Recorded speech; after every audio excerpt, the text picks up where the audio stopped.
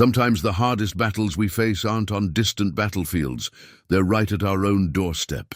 When a 67-year-old widow loses everything she's worked for to corrupt men who think power means more than what's right, it breaks your heart. Eleanor McCrae spent 40 years building a life on her Colorado homestead alongside her husband, raising their children in that little house, watching sunsets from that very porch. Now she's thrown into the dirt while hired guns laugh and the law looks the other way. But Eleanor remembers something these outlaws don't know. Her late husband rode with 300 of the toughest cowboys the West ever knew. What happens when those old riders get word that one of their own has been wronged? Before we jump back in, tell us where you're tuning in from. And if this story touches you, make sure you're subscribed because tomorrow I've saved something extra special for you. The McCrae homestead sat in a valley where the foothills of the Rocky Mountains began, their slow climb toward the sky. It was the kind of land that tested a person, winters that could freeze a man solid if he wasn't careful, summers that baked the earth until it cracked like old leather, springs that brought floods rushing down from the high country. But it was also land that rewarded those who understood it, who worked with it rather than against it. Eleanor McCrae had spent 40 years learning every mood of this place, every secret it held. The main house was modest, a cabin really, though over the decades Samuel had added rooms as their family grew. The logs had weathered to a silver grey that caught the morning light just right. The porch wrapped around two sides, and Eleanor had planted wild roses along the railings 20 years back. They bloomed pink and white each June, filling the air with a scent that reminded her of her mother's garden back in Pennsylvania, a lifetime ago. From the porch, you could see most of the property.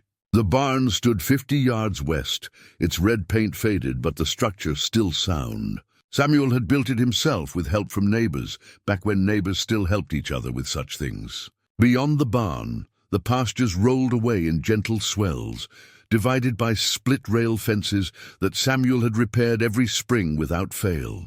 Even now, 2 years after his passing, those fences stood straight and true. Eleanor had seen to that herself. The cattle were Red Angus, a small herd of maybe 30 head. Not enough to make anyone rich, but enough to keep Eleanor fed and with a little income when she sold a few steers each fall. Samuel had always said a person didn't need much, just enough to be comfortable and the freedom to live as they chose. They'd lived by that philosophy, never seeking wealth, only peace and the satisfaction of honest work. Eleanor rose each morning before the sun. At 67, her body complained more than it used to. Her knees ached when the weather turned cold. Her hands, gnarled by decades of labor, sometimes refused to grip as firmly as she needed. But she'd never been one to coddle herself. There was work to be done, and she was still capable of doing it. Her morning routine rarely changed. She'd start a fire in the cook stove, put coffee on to boil, then step out onto the porch while the cabin warmed. The pre-dawn air was her favorite time, cool and still, before the world woke and filled with noise. She'd stand there, coffee cup warming her palms, and watch the sky lighten from black to deep blue to the soft pink and gold of sunrise. Samuel used to stand beside her during these moments, neither of them needing to speak. She could still feel his presence sometimes, especially in that quiet hour. After coffee and a simple breakfast, usually cornmeal mush or leftover biscuits, she'd tend to the animals. The chickens came first, fussy and demanding, pecking at her boots if she didn't scatter their feed quickly enough. Then the milk cow, a placid beast named Betsy, who'd been with the family for 8 years. The barn cats would weave between Eleanor's legs, meowing for attention and whatever mice they hadn't already caught during the night. The cattle required checking, even though they mostly took care of themselves on the open range. Eleanor would saddle her mare, a 14-year-old bay named Copper, and ride out to make sure none of the herd had gotten themselves into trouble. She'd count heads, check the water sources, look for any signs of illness or injury. It was peaceful work, the kind that let her mind wander while her body moved through familiar motions. Samuel had been 71 when he died. Heart gave out one evening while he sat in his chair after supper. Eleanor had been washing dishes, heard him make a small sound, turned to find him slumped forward. She knew immediately, with that terrible certainty that comes when you've lived with someone for 40 years. She held him anyway, called his name, pressed her ear to his chest, hoping for a heartbeat that didn't come. She sat with him until their nearest neighbor, Thomas Brennan, came by the next morning and helped her with what needed to be done. The grief had been like drowning. For weeks, Eleanor moved through her days in a fog, performing tasks by rote because her body remembered even when her mind couldn't focus. Well-meaning neighbors brought food and offered comfort, but there's no comfort for that kind of loss. You just endure it. You wake up each morning and you keep going because that's what you've always done. Their children, 3 grown and living their own lives, had wanted her to sell the property and move to town. Her eldest daughter, Margaret, lived in Denver with her banker husband and their 2 children. She'd written long letters about how Eleanor could live with them, how she'd have an easier life, how she wouldn't have to work so hard anymore. Her son, Thomas Jr., named for the neighbor who'd been Samuel's closest friend, had established himself as a lawyer in Santa Fe. He'd offered to find her a nice apartment near his office. Even her youngest, Sarah, who taught school in Durango, had suggested Eleanor come stay with her, but Eleanor had refused them all. This land was hers and Samuel's.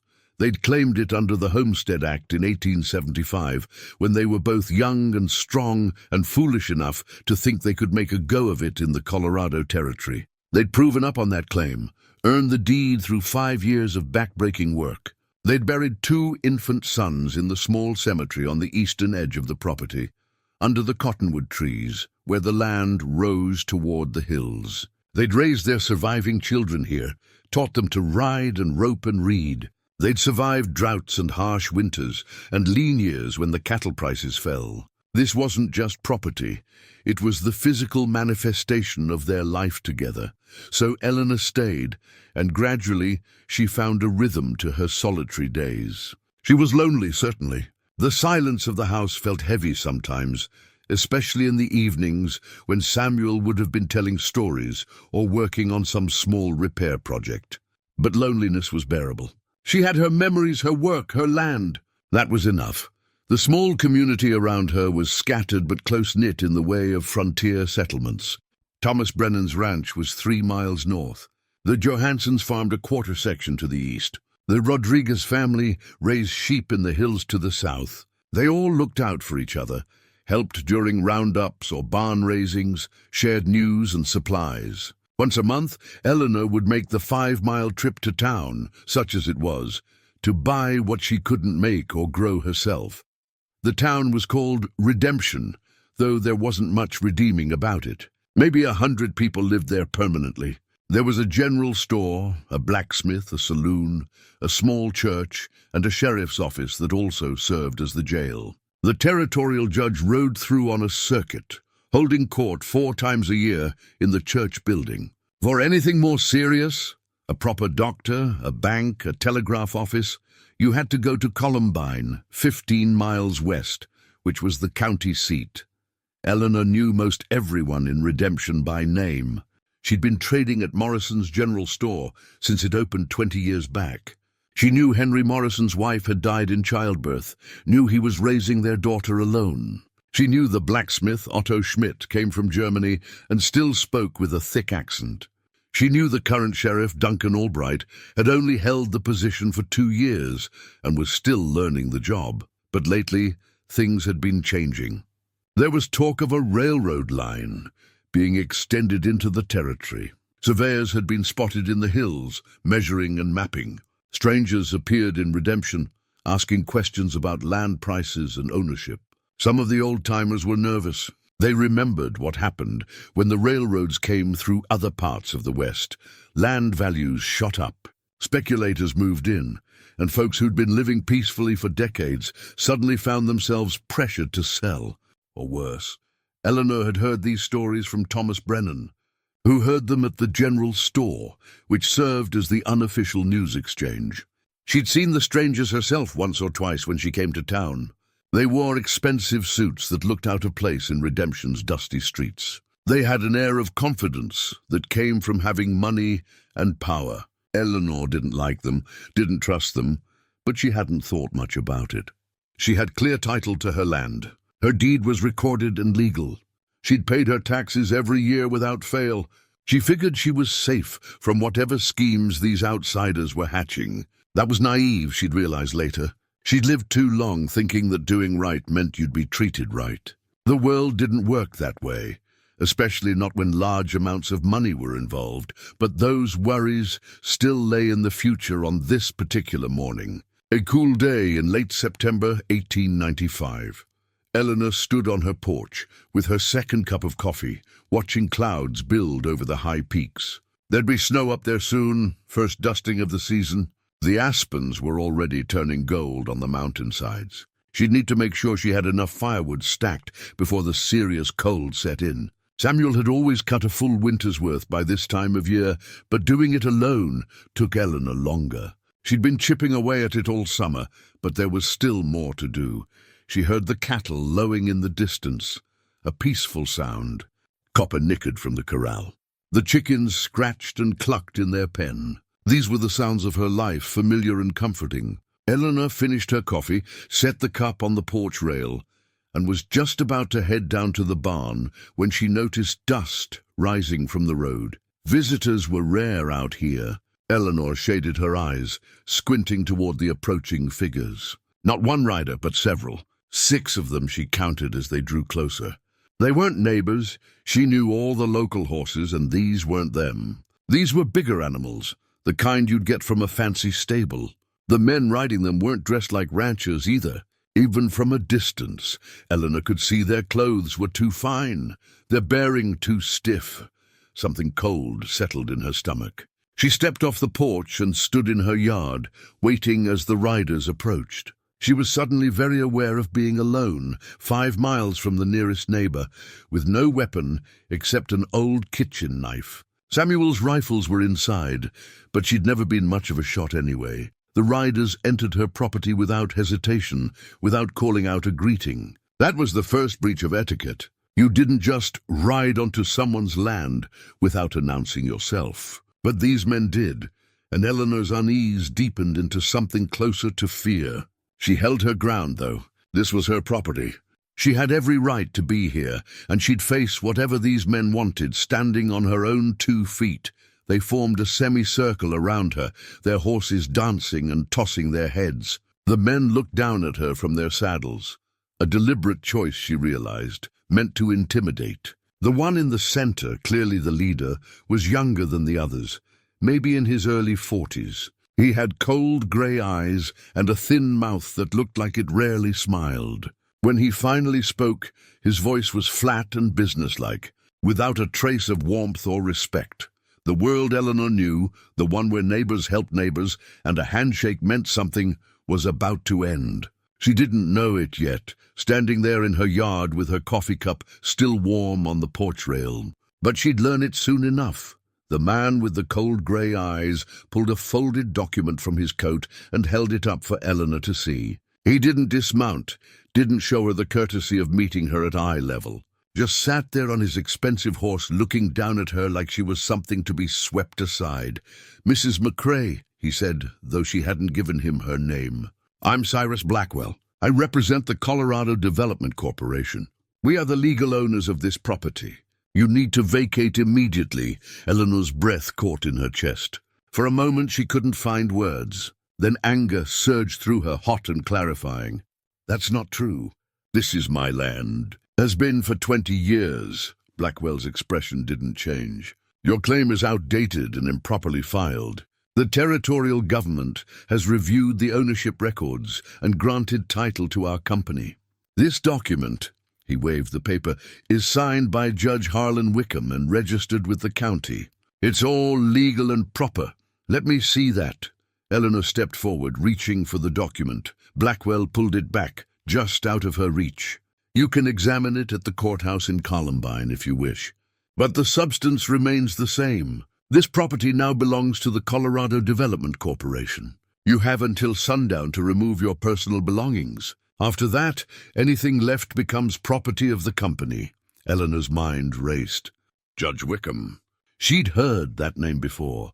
He'd been appointed to the territorial bench about a year ago. A political creature, Thomas Brennan had said, more interested in currying favor with wealthy interests than delivering justice. But surely even a corrupt judge couldn't simply steal someone's land. I have the deed, Eleanor said, her voice steady despite the fear coursing through her. It's filed and recorded. I've paid my taxes every year.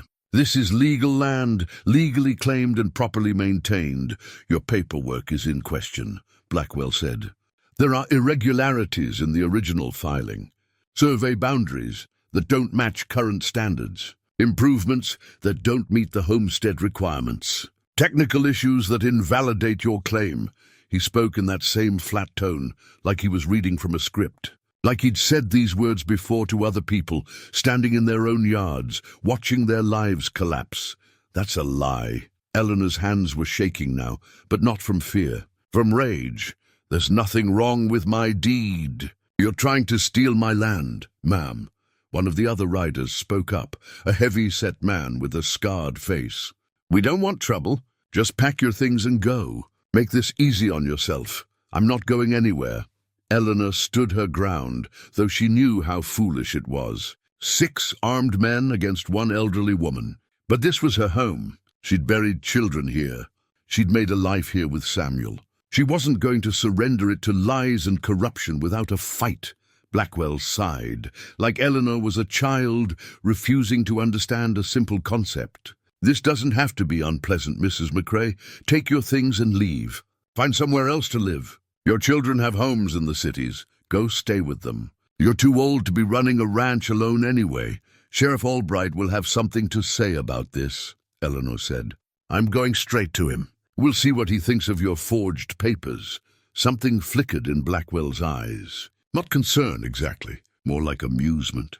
By all means, speak with the sheriff. I'm sure he'll explain the situation to you.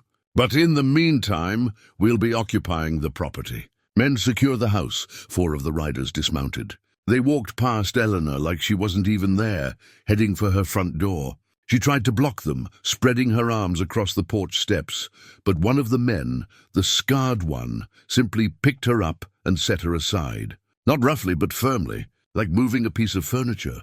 Don't touch me. Eleanor stumbled, caught herself against the porch rail. The men went inside her house. She could hear them walking through the rooms, their boots heavy on the floors Samuel had laid. Doors opened and closed. Drawers were pulled out. What are they doing? Eleanor demanded. You have no right. We have every right, Blackwell said. He'd dismounted now, was standing in the yard like he owned it, which, according to his forged papers, he did. This is our property. We're simply taking inventory. One of the men emerged, carrying Samuel's Winchester rifle. Another had her small wooden box where she kept important papers. A third was loading up a saddlebag with items from her kitchen, not food, but the good silver that had been her grandmother's. The china plates she and Samuel received as a wedding gift. Those are my things. Eleanor rushed toward them, but the scarred man blocked her path. You'll get your personal items, Blackwell said, once we've verified ownership. Some of these furnishings may have been included in the property transfer. That's stealing. Eleanor's voice rose. You're thieves. You're criminals. We're businessmen with legal title to this land. Blackwell's voice remained calm, which somehow made it worse. Now, Mrs. McCrae, I'm going to be generous. You can gather your clothes and personal effects, things we can clearly identify as yours. You have 1 hour. After that, my men will remove you from the property by force, if necessary. And I promise you, that will be much less pleasant than simply walking away with your dignity intact. Eleanor looked from Blackwell to his men, then to her house, her home, being systematically ransacked by strangers. She felt something break inside her chest. Not her spirit, not yet, but something. Some faith in the basic order of things, maybe? Some belief that the world made sense. I want to see these papers, she said quietly. The ones you say give you ownership. Blackwell pulled out the document again, unfolded it this time.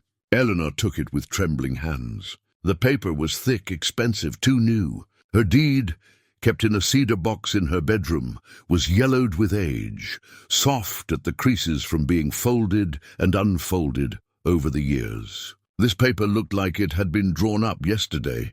She read it anyway, struggling with the legal language. There were survey coordinates she didn't understand, references to territorial statutes she'd never heard of, and at the bottom, Judge Wickham's signature with an official-looking seal. It referenced her section, the exact boundaries of her homestead, and declared that due to irregularities in the original claim and failure to meet statutory requirements, the land had reverted to territorial control and been granted to the Colorado Development Corporation. "This is a forgery," Eleanor said, though even as she spoke she knew it didn't matter. Forgery or not, this paper had a judge's seal on it. It looked official. And she was just an old widow with no powerful friends. "Believe what you like," Blackwell said, "but the law supports our claim. Now, are you going to gather your things, or shall we do it for you?" Eleanor's mind was working frantically. The sheriff in redemption, but Blackwell hadn't seemed worried about the sheriff. The judge in Columbine, but Judge Wickham had signed this document. Her children, but they were days away. And what could they do against men with guns and corrupt officials? Her neighbors, but Thomas Brennan had his own family to protect, and the Johanssons and Rodriguez family wouldn't risk their own properties by getting involved. She was alone, truly, completely alone. "I want to get my things," she said finally. From inside, "You have 45 minutes. Blackwell checked a pocket watch. "And one of my men will accompany you to ensure you only take what's properly yours." The indignity of it burned. To have a stranger supervise her in her own home, to have to justify which possessions were properly hers. But Eleanor swallowed her pride and walked up onto her porch into her house, with the scarred man following 2 steps behind. The inside was already in disarray. Drawers had been pulled out and dumped. Cabinets stood open. The men had been searching for anything valuable, anything they could claim as part of the property. Eleanor went to her bedroom, grateful they hadn't destroyed it yet. She pulled out a carpet bag from under the bed, the same one she'd carried west as a new bride, and began packing clothes, a few photographs, the Bible her mother had given her, Samuel's watch, which she'd kept on her nightstand, the cedar box with their important papers, including her real deed. She moved mechanically, trying not to think about what was happening, trying not to feel the violation of having strangers in her sacred spaces. When she emerged from the bedroom, one of Blackwell's men was pouring Samuel's whiskey, kept for medicinal purposes, and the occasional evening dram, onto the floor, just pouring it out, watching it soak into the boards. Another was systematically breaking the dishes she hadn't managed to pack, dropping them one by one onto the floor, where they shattered. "Stop that!" Eleanor rushed forward, but the scarred man caught her arm. "They're just clearing space," he said. "Nothing personal." Eleanor watched her life being destroyed with casual indifference. These men didn't hate her. They didn't care about her at all. She was just an obstacle, and they were removing her with the same emotion they'd show clearing brush from a trail. Blackwell appeared in the doorway. "Time's up, Mrs. McCrae. You need to leave now. Where am I supposed to go?" "That's not my concern." He gestured toward the door. "Off the property, now." Eleanor walked out of her house carrying a single carpet bag. Behind her, she could hear the men laughing, making themselves comfortable in her home. One of them called out something crude, and the others laughed harder. She kept walking down the porch steps, across the yard, past the fence line. She looked back once. Cyrus Blackwell stood on her porch, arms crossed, watching her go. He raised one hand in a mocking wave. Eleanor turned away and kept walking. She made it to the barn before her legs gave out. She sank down onto a hay bale, clutching her carpetbag, and let herself shake. But she didn't cry, not yet. Crying was for later. Right now, she needed to think. She couldn't go to her neighbors. She wouldn't put them in danger. She couldn't go to the sheriff. Blackwell had all but said Albright was in on this scheme. She couldn't reach her children quickly enough. But there had to be something, someone, some way to fight back. As the sun set behind the mountains and the temperature dropped, Eleanor McCrae sat in her barn and tried to remember if there was anyone left in this world who might help her. Anyone who still believed in justice, who might stand up to corrupt judges and hired guns. Anyone who remembered Samuel and the kind of man he'd been, the kind of loyalty he'd earned. And slowly, in the cold and the dark, an idea began to form. Eleanor spent that first night in the barn, wrapped in horse blankets that smelled of hay and leather and animal warmth. She didn't sleep much. Every sound made her tense. Were Blackwell's men coming to drive her off completely? But they left her alone, apparently satisfied with taking the house and unconcerned about one elderly woman sheltering in an outbuilding. Before dawn, she rose stiffly, her body protesting the cold and the hard ground. She needed to reach town, needed to send word to someone who might help. The only problem was figuring out who that someone might be. Her children were too far away. Her neighbors were good people but not fighters. She needed someone with authority, or failing that, someone with enough force to make the corrupt authorities pay attention. Then she remembered the old trunk in the barn's tack room. Samuel had kept mementos there, things from his years on the trail before they'd married. She hadn't looked through it since he died, couldn't bear to, really. But now she opened it with trembling hands, sorting through worn leather, rusted spurs. A coiled lariat that still smelled faintly of dust and cattle. Near the bottom, wrapped in oilcloth, she found what she was looking for. Samuel's trail boss badge from the Double R Ranch in Wyoming. It was tarnished silver, scratched from years of wear, with the ranch's brand stamped into the metal. She turned it over in her hands, remembering Samuel's stories about those years. The men he'd ridden with, the code they'd lived by. Samuel had been trail boss for nearly 15 years before he'd met Eleanor. He'd driven cattle from Texas to Kansas, from Wyoming to Colorado, managing crews of 30 or 40 men at a time. It was brutal work, months in the saddle, sleeping on the ground, facing everything from stampedes to rustlers to hostile territory. But the men who survived it formed bonds stronger than most families. They'd saved each other's lives, shared their last food, buried their dead together.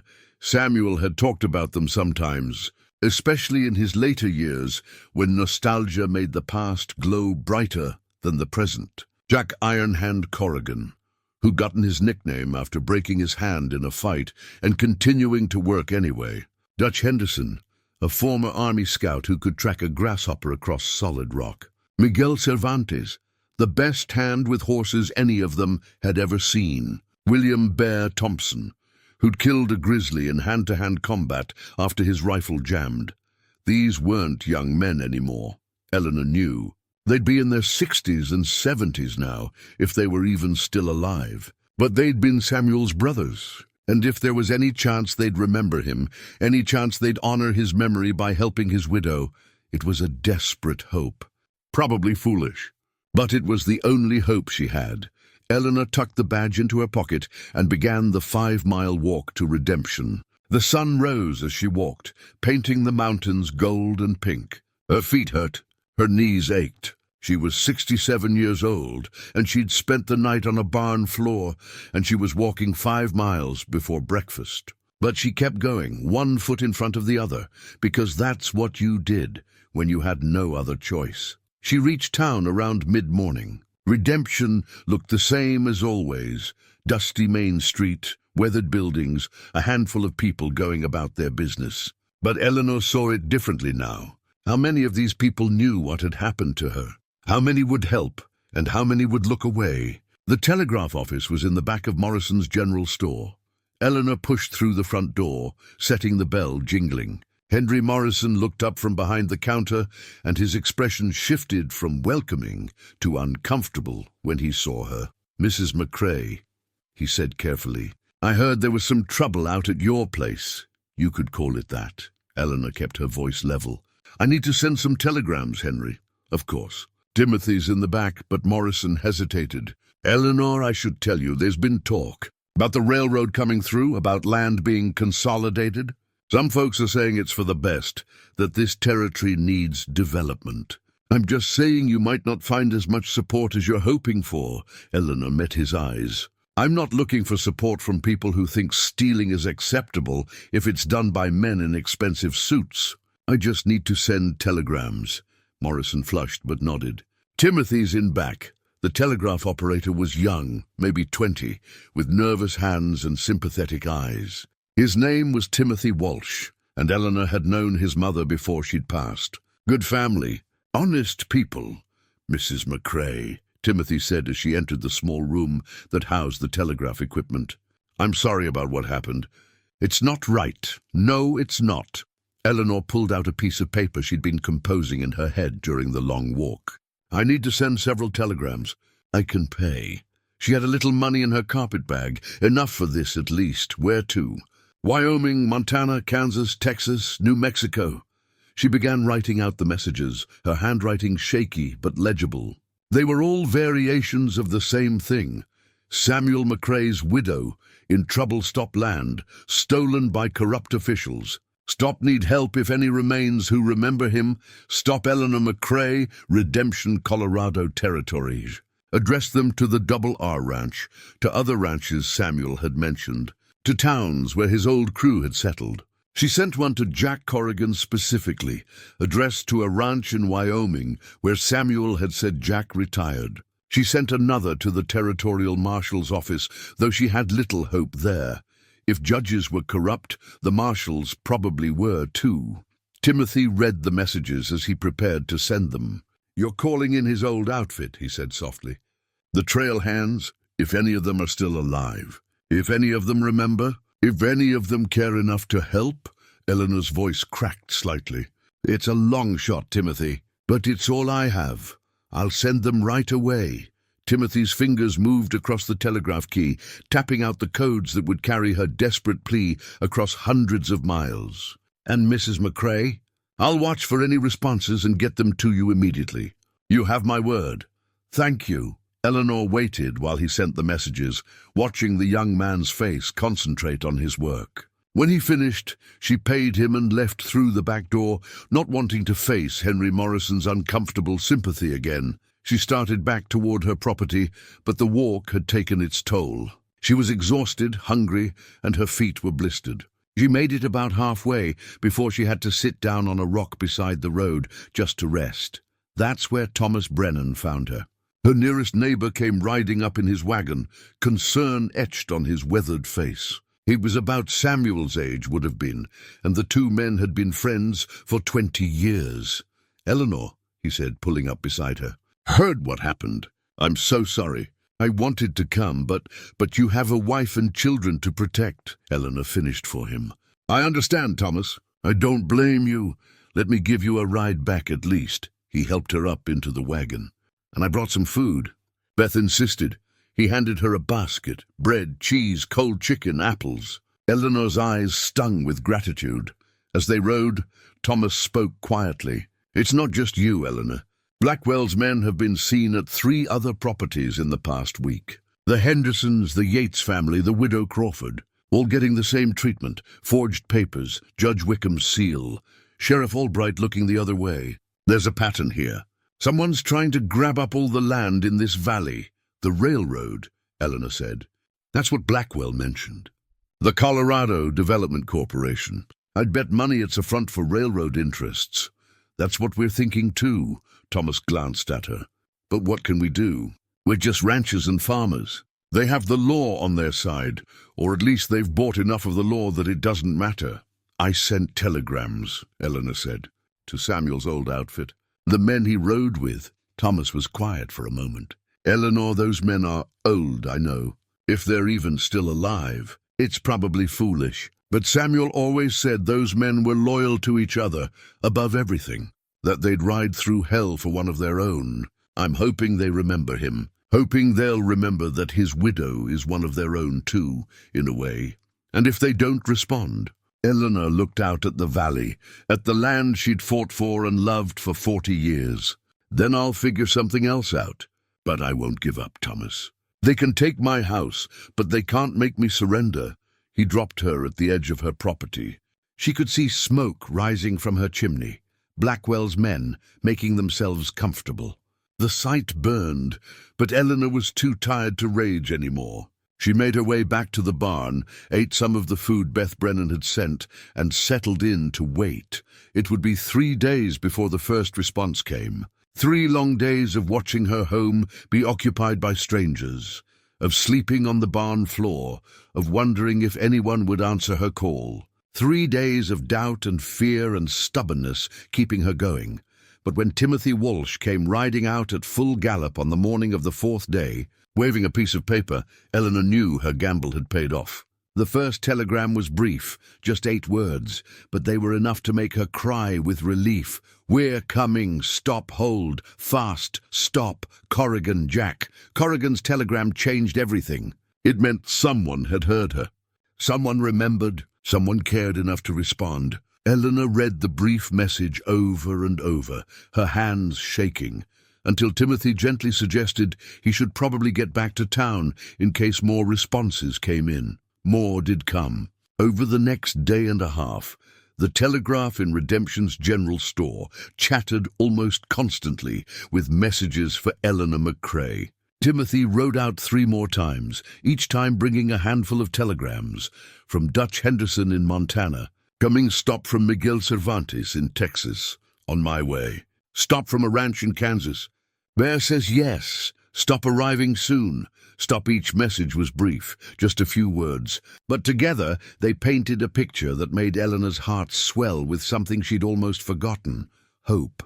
These old men, scattered across 4 territories, were dropping whatever they were doing and heading to Colorado. For Samuel's memory. For her. She kept the telegrams in her pocket, touching them like talismans when doubt crept in during the cold nights in the barn. Blackwell's men had settled into her house as if they owned it, which, according to their forged papers, they did. They'd brought in supplies, posted guards, made it clear they weren't leaving. Sometimes Eleanor would see Cyrus Blackwell himself walking her property, studying the land like he was planning something. She stayed out of their way but didn't leave. Every morning she'd emerge from the barn and go about what work she could do. She tended the chickens, milked Betsy, checked on the cattle from a distance. She was making a point. This was still her land, and she wasn't surrendering it. Blackwell's men watched her with amusement, occasionally calling out mocking comments, but they didn't force her off the property entirely. Apparently, one old woman living in a barn wasn't worth the trouble of physically removing. Thomas Brennan continued to bring food every few days, always looking worried, always whispering warnings. The situation in the valley was deteriorating. 2 more families had been served with fake ownership papers. The Hendersons had already packed up and left, unwilling to fight. The Yates family was holding out but barely. Widow Crawford was in the same situation as Eleanor, displaced from her home but stubbornly refusing to leave her land entirely. "There's talk of bringing in federal marshals," Thomas told Eleanor on one of his visits. "Some folks rode to the territorial capital to file complaints. But that takes time, Eleanor. Weeks, maybe months before anyone shows up. And in the meantime, help is coming," Eleanor said. She showed him the telegrams. Thomas read them, his expression shifting from skepticism to something like wonder. "They're really coming. Samuel's old crew?" "They said they would, but Eleanor, even if they all show up, what can they do? Blackwell has the law on his side. Judge Wickham signed those papers." Sheriff Albright backs him up. "A bunch of old cowboys can't just—" "I don't know what they'll do," Eleanor admitted. "I just know they're coming, and that's more than I had before." She pulled out a photograph she'd found in the old trunk, one she'd been looking at each night by lamplight. It showed Samuel and about 20 other men, all young and strong, standing in front of a cattle herd. The photo was dated 1878, taken near the end of a drive from Texas to Wyoming. Samuel stood in the center, wearing his trail boss badge. To his left was a massive man who had to be Bear Thompson. To his right, a lean figure with intense eyes, probably Dutch Henderson. A handsome young man with dark hair must be Miguel Cervantes. These men were legends in their own way, not famous like the gunfighters whose names appeared in dime novels, but respected among those who knew the cattle trails. They'd built the West, one drive at a time, moving millions of cattle from the breeding grounds to the markets and railheads. Hard men who'd lived hard lives, but honest men. Men with a code. Eleanor wondered what they looked like now, 2 decades later. Would they still be capable of the kind of action that might be needed? Or would they be broken-down old-timers, well-meaning, but unable to do more than offer sympathy? She wouldn't have to wonder long. On the morning of the 6th day after she'd sent her telegrams, Thomas Brennan came riding up faster than she'd ever seen him move. His face was flushed with excitement or fear or both. "Eleanor," he nearly fell off his horse getting to her. "They're coming!" "I just came from town. Timothy sent me to tell you. There's been telegrams coming in all morning, not just responses, but communications between the Cowboys themselves. They're coordinating, Eleanor, planning when and where to meet. Timothy said it sounds like dozens of them." Eleanor's heart hammered. "Dozens? Maybe more. And that's just the ones who've been sending telegrams. There might be others coming who didn't bother to respond, just started riding."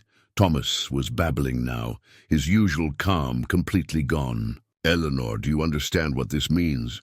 If even half the men who said they're coming actually show up..." He was interrupted by a shout from the direction of her house. One of Blackwell's men was running toward them, and behind him, Cyrus Blackwell himself emerged from Eleanor's front door. He didn't look amused anymore. He looked angry. "What's this I hear about messages being sent?" Blackwell demanded as he approached. "About people coming here?" Eleanor stood her ground.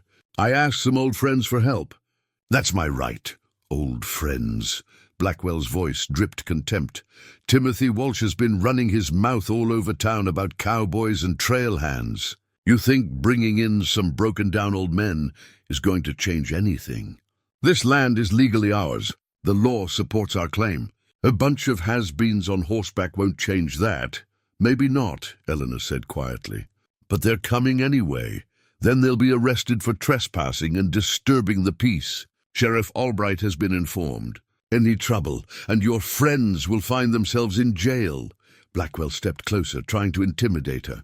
"You're making this harder than it needs to be, Mrs. McCrae. Accept reality. This land belongs to the Colorado Development Corporation. You've lost." "I haven't lost anything," Eleanor said. "You've stolen from me." "There's a difference." Blackwell's jaw tightened. "If your cowboy friends show up looking for a fight, they'll get one.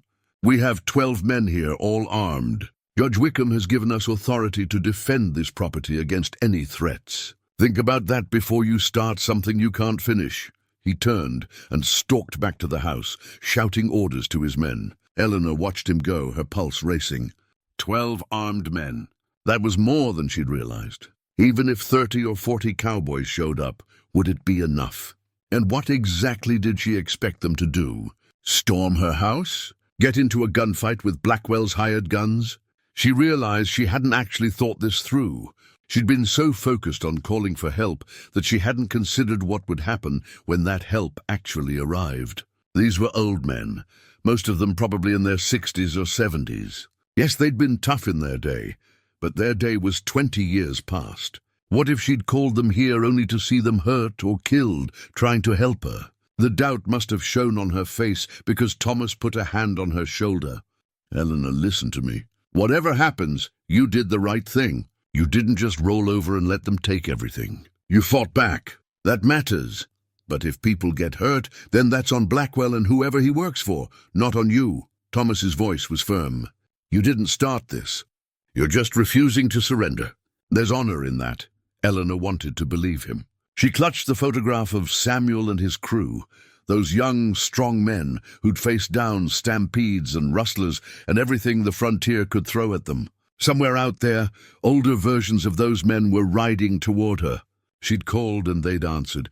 Now she just had to trust that they knew what they were doing, that they had some kind of plan she couldn't see yet, that 20 years hadn't completely erased the capabilities that had made them legendary on the cattle trails. That night, Eleanor couldn't sleep at all. She sat in the barn door, wrapped in blankets, watching the stars wheel overhead. The house was lit up. Blackwell's men were celebrating something, passing bottles and laughing. The sound carried across the yard, mocking her displacement, but Eleanor wasn't listening to them. She was listening for something else. The sound of hoofbeats, the sound of help arriving. The sound of old warriors coming to honor a promise made decades ago to a man they'd ridden with, a brother, in all but blood. She didn't know when they'd arrive. Tomorrow, maybe. Or the next day. Timothy had said the telegrams suggested they were coordinating their approach, which implied they'd arrive together rather than trickling in one or two at a time. That made sense tactically. Show up in force, make an impression. Eleanor touched her wedding ring, turning it on her finger. 40 years she'd worn this ring. 40 years of marriage, of partnership, of building a life with Samuel. He'd given her this land, this home, this life, and she'd be damned if she'd let corrupt men take it without exhausting every possible way to fight back. I called them, Samuel. She whispered to the darkness. Your brothers. I hope I did right. I hope they're still the men you remembered. I hope they can help me, help us get our home back. The stars offered no answer, but Eleanor felt a small measure of peace anyway. She'd done what she could. The rest was up to men she'd never met, but knew through Samuel's stories. Men who'd lived by a code that said you stood by your own, no matter what. Men who'd dropped everything to ride to the aid of a widow they didn't know, simply because she'd been married to someone who'd once been their trail boss. The sun would rise soon, and maybe, just maybe when it did, she wouldn't be alone anymore. The sun rose on the 7th day, painting the mountains in shades of gold and rose. Eleanor had dozed fitfully against the barn wall, waking at every sound, her body stiff and aching. She was getting too old for this. Too old for sleeping on hard ground, for the constant stress, for the uncertainty of not knowing if help was really coming, or if she'd been a fool to hope. She was washing her face in the horse trough, the cold water shocking her fully awake when she heard it. Not hoofbeats exactly, more like thunder, but the sky was clear. A low rumble that seemed to come from the earth itself, growing steadily louder.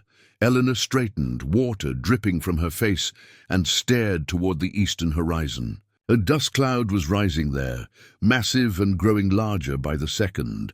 The rumbling intensified, resolving into the unmistakable sound of many horses moving at speed. Her heart lapped into her throat. They were coming. They were really coming. She ran, or tried to, her old legs protesting, toward higher ground where she could see better. Behind her she heard shouting from the house. Blackwell's men had noticed the approaching riders too. There was confusion in their voices, and underneath that, the first hints of concern. From her vantage point, Eleanor could see them now. Riders, dozens of them, appearing over the rise like something from a dream. They weren't in any organized formation, but there was something deliberate about their approach. They were converging from multiple directions, some from the east, others from the north, a third group from the south. They'd planned this, coordinated their arrival to surround the valley. As they drew closer, Eleanor could make out details. These weren't young men. Even from a distance, she could see gray beards, weathered faces, bodies that moved with the stiffness of age. But they sat their horses like they'd been born in the saddle, and there was something in their bearing, a confidence, a presence, that made them seem dangerous despite their years. The groups merged as they reached the edge of redemption, forming a massive column that flowed down the main street. Eleanor started running toward town, her breath coming in gasps, ignoring the pain in her knees and back. She had to be there, had to see them, had to know if this was really happening. By the time she reached the edge of town, what seemed like hundreds of riders were filling the main street. They weren't rowdy or wild. They rode in relative quiet, just the sounds of hooves and creaking leather and horses snorting. The townspeople emerged from buildings, staring in shock and awe. Nothing like this had ever happened in Redemption's history. The riders began gathering in the open area near the general store and church, which served as the town square. Eleanor pushed through the growing crowd of onlookers, trying to reach the front. She saw Timothy Walsh standing on the store's porch, his face split in an enormous grin. She saw Henry Morrison looking stunned. She saw Sheriff Albright emerging from his office, his hand on his gun, but his face pale.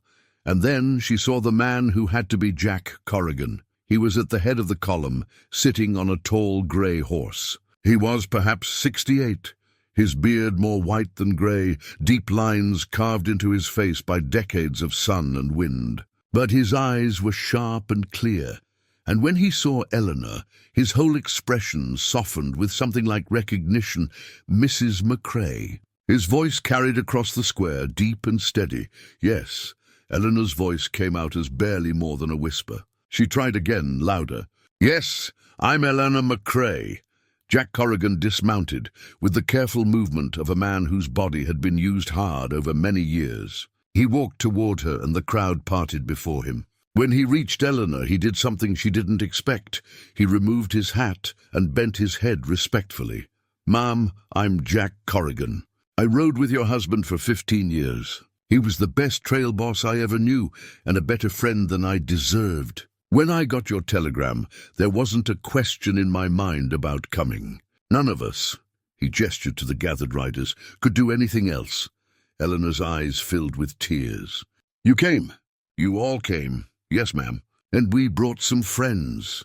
Jack's expression hardened as he looked past her toward where Blackwell's men would be at her property. "Now, why don't you tell me exactly what happened? And we'll see about making it right.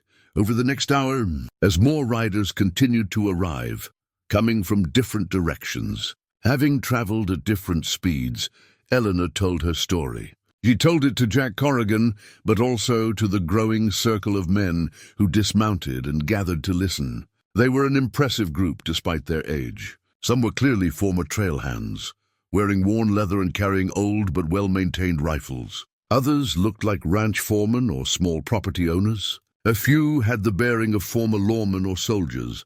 Dutch Henderson introduced himself, a lean man with watchful eyes who still moved like the scout he'd been. Miguel Cervantes was smaller than Eleanor had imagined, but there was something coiled and ready about him, even at 65. Bear Thompson was indeed massive, though age had turned some of his muscle to bulk. His handshake nearly crushed Eleanor's fingers.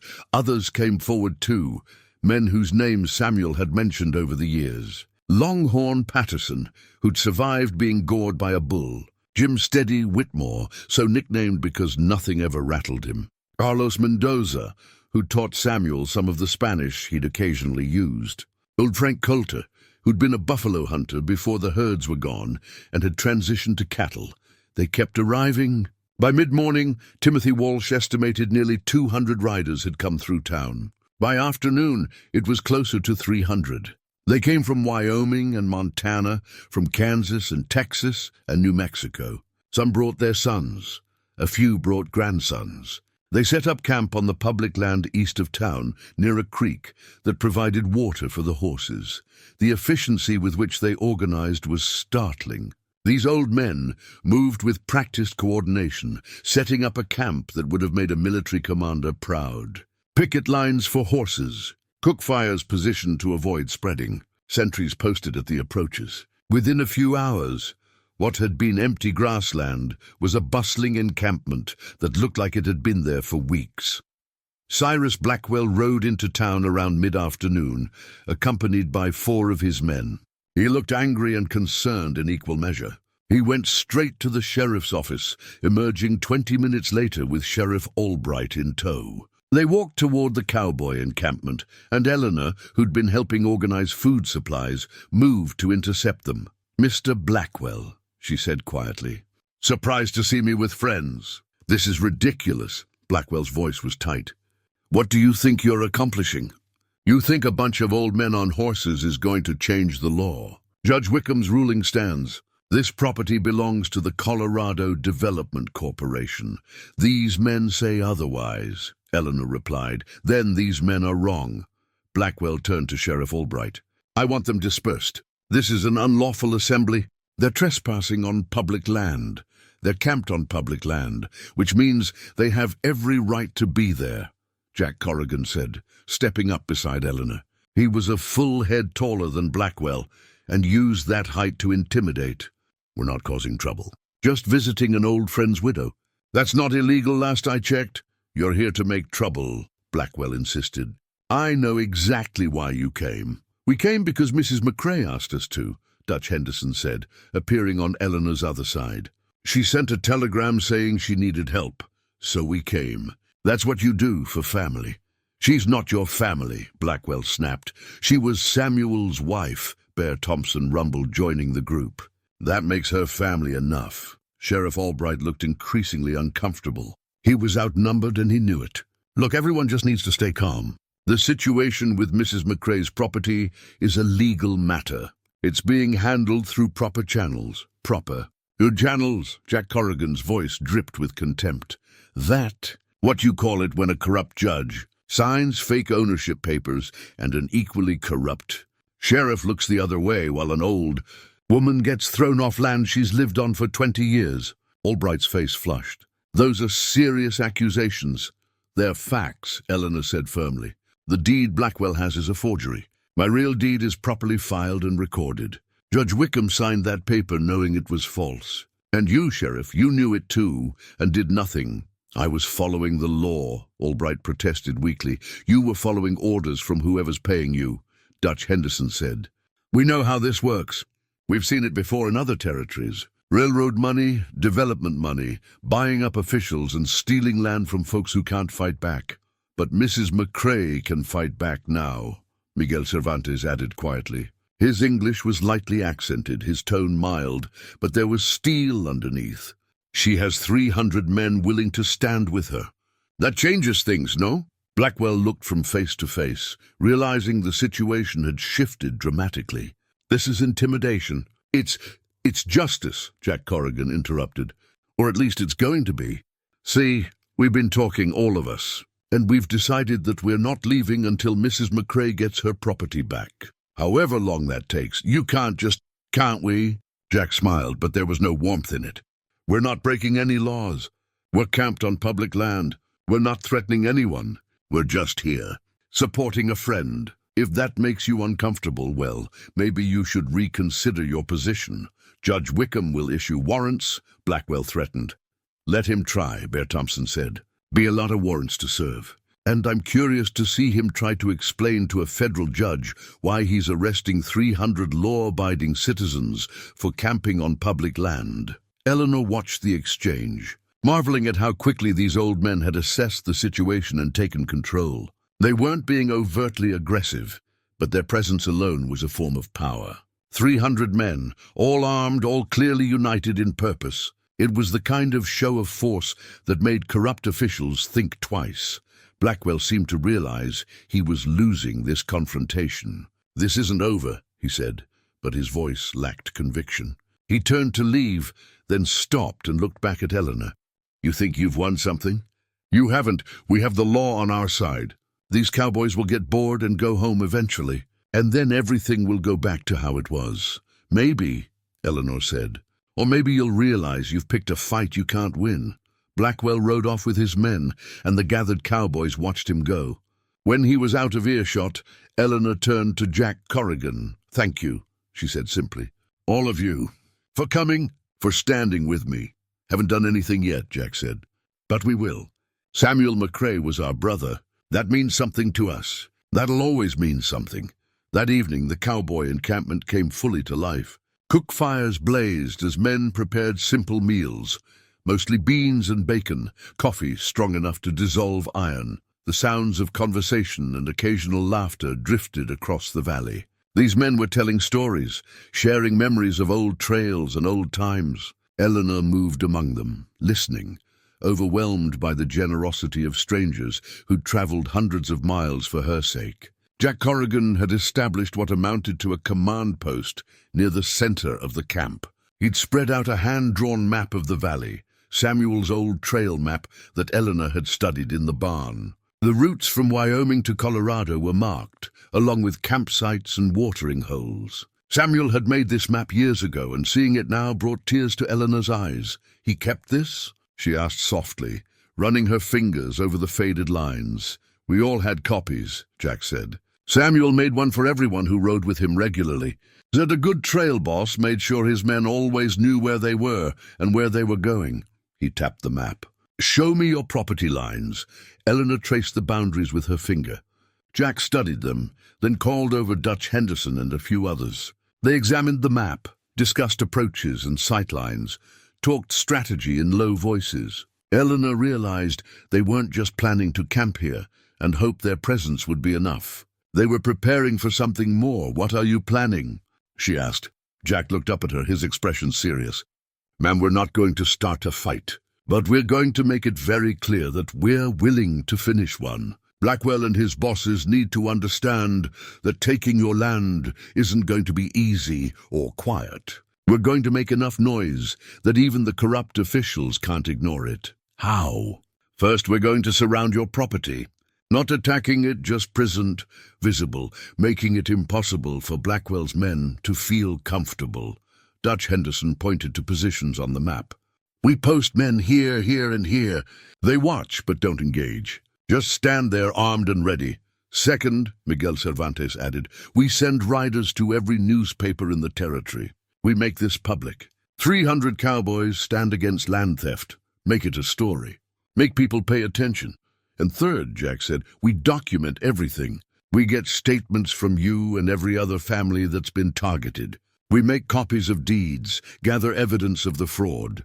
We send all of it to the territorial governor, to the federal marshal service, to anyone who might actually care about justice." Eleanor felt hope rising in her chest. "You think that will work?" "It has to work eventually," Jack said, "because the alternative is violence, and none of us want that. We're old, Mrs. McCrae. We've seen enough violence in our lives. We'd rather win this with pressure and publicity than with gunfire." But his expression hardened. "If it comes to that, we're prepared." Over the next 2 days, the Cowboys executed their plan with military precision. Groups of 15 or 20 men took turns riding out to Eleanor's property, positioning themselves at strategic points around the perimeter. They didn't trespass on the land, they stayed just outside the boundary lines, but they were visible, always visible, watching. Blackwell's men grew increasingly nervous. They'd posted their own sentries, but being watched by dozens of armed men would unsettle anyone. A few of the hired guns slipped away during the night, apparently deciding the job wasn't worth the potential danger. Meanwhile, other riders headed out to spread the word. Timothy Walsh's telegraph key chattered almost constantly as news of the standoff spread across the territory. Newspaper reporters began arriving in Redemption, eager to cover the story of 300 aging cowboys taking on corrupt land developers. The town's single boarding house filled up, forcing some reporters to camp with the cowboys, which only gave them better access to the story. Eleanor gave interview after interview, telling her story to anyone who would listen. She showed them her legitimate deed, explained how Blackwell had forced her out, described the pattern of theft targeting other families. The reporters ate it up. Within days, newspapers across Colorado and neighboring territories were running stories with headlines like "Widow's Last Stand" and "Cowboys Defend Homestead Against Land Thieves." The publicity had an immediate effect. Judge Harlan Wickham, who'd been so confident in his corruption, suddenly found himself under scrutiny. Questions were raised about his other rulings, his connections to the Colorado Development Corporation, his financial interests. The territorial governor's office sent inquiries. Federal marshals expressed interest in investigating. Sheriff Duncan Albright, facing his own questions, tried to maintain that he'd simply been enforcing the law as given to him. But depositions from other families revealed a pattern. Albright had consistently sided with land developers against homesteaders, had refused to investigate complaints about forged documents, had even threatened citizens who protested too loudly. Thomas Brennan brought Eleanor more encouraging news. The Hendersons, the ones who left? They're coming back. They heard about what's happening here, and they're filing to have their land restored. Same with 2 other families. The whole county is starting to push back, but Cyrus Blackwell wasn't backing down. He brought in more men, not just hired guns, but lawyers too. They filed countersuits, claimed the cowboys were trespassing despite camping on public land, accused Eleanor of orchestrating an illegal militia. The legal maneuvering was intense and confusing. On the 4th day after the cowboys arrived, things came to a head. Blackwell himself rode out to the cowboy encampment with a dozen armed men behind him. He demanded to speak with whoever was in charge. Jack Corrigan met him at the edge of the camp, flanked by Dutch, Bear, and Miguel. Eleanor stood with them, refusing to be excluded from decisions about her own fate. "This ends now," Blackwell announced. "We've obtained an injunction from Judge Wickham, ordering the dispersal of this unlawful assembly. You have 24 hours to leave, or you'll all be arrested." "On what charge?" Dutch asked mildly. "We're not breaking any laws. Trespassing. Disturbing the peace. Conspiracy to commit violence," Blackwell read from a document. "Judge Wickham has given Sheriff Albright authority to call up a posse if necessary to enforce this order." "A posse?" Bear Thompson laughed, a deep rumbling sound. "Good luck with that. Who's he going to recruit? Half the men in this county are either here with us or supporting what we're doing. There are legal consequences for defying a judge's order." Blackwell insisted. "Let me tell you something about consequences," Jack Corrigan said, his voice quiet but carrying clear authority. "You and Wickham and whoever's paying you have made a calculation. You figured you could steal land from people who couldn't fight back. Old widows, small families, folks without resources or connections. You figured you could get away with it because you had the law bought and paid for. That's slander," Blackwell started, but Jack talked over him. "But you miscalculated. You didn't account for the fact that some people have friends. Real friends. The kind who'll drop everything and ride hundreds of miles because it's the right thing to do." Jack gestured to the camp behind him. "You're not facing one old widow anymore. You're facing 300 men who've decided your corruption has gone far enough. This is still a nation of laws," Blackwell said. "You can't just—" "The law is supposed to protect people like Mrs. McCrae, not enable theft," Miguel interjected. "When the law is corrupt, sometimes you need to stand up and say no. That's what we're doing, peacefully for now." "But firmly," Blackwell's jaw tightened. "I'm warning you—" "No," Eleanor said, surprising herself with the force in her voice. "I'm warning you. Every day you stay in my house, every day you occupy my land, this story gets bigger. More reporters arrive, more people ask questions, more officials start investigating. You're not winning this, Mr. Blackwell. You're just making it worse for yourself and everyone connected to this scheme. 24 hours. Blackwell repeated, but his voice lacked conviction. He wheeled his horse around and rode off, his men following. After he left, Eleanor turned to Jack. "What happens when the 24 hours are up?" "We stay," Jack said simply. "He can bring Albright and whatever posse he manages to scrape together. We outnumber them 10 to 1, and we're in the right. The worst they can do is try to arrest a few of us. Let them try. The publicity from that will bury them." That night the mood in the camp was tense but determined. Men checked their weapons, not looking for a fight, but making sure they were prepared if one came. Eleanor walked among them, thanking them again, still amazed that they were here, still humbled by their loyalty to a man who'd been dead for 2 years. She found herself sitting by one of the fires with a group of older cowboys, men in their 70s, who'd ridden with Samuel back in the earliest days. They told stories about him, about the time he'd talked down a group of rustlers without firing a shot, about how he'd shared his own rations when supplies ran low, about his laugh and his fairness and his absolute refusal to compromise on what he thought was right. "He'd be proud of you," old Frank Coulter said to Eleanor, "at standing up like this, not backing down." "I didn't have much choice," Eleanor said. "Everyone has a choice," Frank replied. "You could have given up, gone to live with your children, let Blackwell have what he wanted. Plenty of people do that when faced with this kind of pressure. But you chose to fight. That takes courage." "I just sent some telegrams," Eleanor protested. "You called in an army," Dutch Henderson said, joining the group. "That's not just anything. You remembered that Samuel had brothers who'd stand by him, and you had faith that they'd stand by you too. That's smart and brave." Eleanor looked around at the fires dotting the landscape, at the hundreds of men who'd answered her call. "I still can't quite believe you all came." "We're old," Jack Corrigan said, settling down by the fire with a groan. "Most of us have grandchildren. We've got aches and pains and creaky joints. We're not the men we used to be." He poked at the fire with a stick. "But we remember what it was like to have a code, to stand for something, to be part of something bigger than ourselves. When your telegram came, it wasn't even a question. Of course we'd come. Of course we'd help. Because that's what Samuel would have done for any of us. He was a good man, Eleanor said softly. The best, Jack agreed. And you're a good woman for fighting to keep what you two built together. So we'll stay as long as it takes. Let Blackwell bring his posse.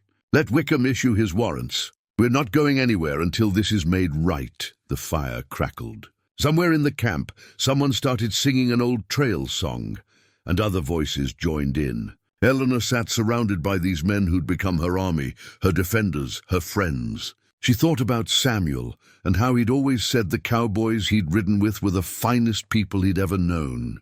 She'd believed him then. She knew it for certain now. Tomorrow would bring whatever it brought, threats or action, legal maneuvering or potential violence. But tonight, Eleanor McCrae wasn't alone. She was surrounded by loyalty and honor and the kind of friendship that lasted beyond death. And that was enough to face whatever came next.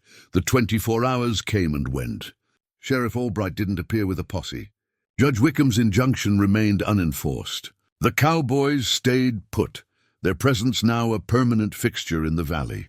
The standoff continued, with neither side willing to back down, but neither willing to escalate to violence. On the morning of the 8th day, Jack Corrigan assembled a delegation of 5 men, himself, Dutch Henderson, Bear Thompson, Miguel Cervantes, and a former lawman named Robert Craig, who'd ridden in from Kansas. They intended to ride to Columbine, to the county seat, to confront Judge Wickham directly and demand a proper review of Eleanor's case. Eleanor wanted to go with them, but Jack convinced her to stay at the camp. "We need you here," he said. "Someone has to keep an eye on things. And besides, you're the story. The longer you stay visible, the more the newspapers keep covering this, the better our chances." The delegation left at dawn. Eleanor watched them ride west, hoping this might finally lead to a resolution. But she had a nagging feeling that something was about to change, though she couldn't say what. That feeling proved prophetic. Around mid-morning, Dutch Henderson came riding back alone, his horse lathered with sweat from the hard ride. He dismounted quickly and pulled Eleanor aside, his expression grim. "We need to talk privately," he said. "Somewhere the others can't hear." Eleanor led him to the barn on her property, which had become her unofficial quarters. Once inside, Dutch pulled out a leather-bound book from his saddlebag. It was about the size of a ledger, with a lock that had been broken. "What is that?" Eleanor asked. "Evidence," Dutch said. "We found it in the sheriff's office." "Well, I found it. I might have done a little reconnaissance while Jack and the others were meeting with Albright. Old Scout habits die hard." He allowed himself a small smile. "Anyway, this book changes everything." He opened the ledger and Eleanor saw pages of meticulous handwriting. Names, dates, amounts of money, descriptions of properties. As she read, her blood ran cold. This wasn't just about her homestead. It was about dozens of properties across 3 territories. A systematic campaign of land theft orchestrated by the Colorado Development Corporation with the full cooperation of corrupt officials. "Judge Wickham isn't just signing fake documents," Dutch explained. "He's the architect of the whole operation. He identifies properties worth taking, usually owned by widows, old folks, small families without much power. Then he arranges for forged ownership papers, bribes the local sheriffs to enforce them, and the corporation takes the land. They'd been doing this for at least 2 years. Eleanor flipped through the pages, seeing name after name. Some she recognized, families from neighboring counties who'd mysteriously lost their land. Others were strangers from territories she'd never visited. But all had the same story: land stolen through legal fraud, backed by corrupt authority. "How many?" she asked quietly. "At least 60 families that we can count from this ledger. Probably more that aren't documented here." Dutch's jaw was tight. "And it's not just Wickham. There are names of businessmen, politicians, even a territorial governor mentioned in here. The Colorado Development Corporation is just a front. Behind it are some very powerful people who've been systematically stealing land to consolidate railroad routes and mining interests." Eleanor sat down heavily on a hay bale. This was so much bigger than she'd imagined. Her stolen homestead was just one small piece of a massive conspiracy. What do we do with this? We copy it. Every page. We send copies to newspapers, to federal authorities, to anyone who might actually enforce the law. Dutch's expression hardened.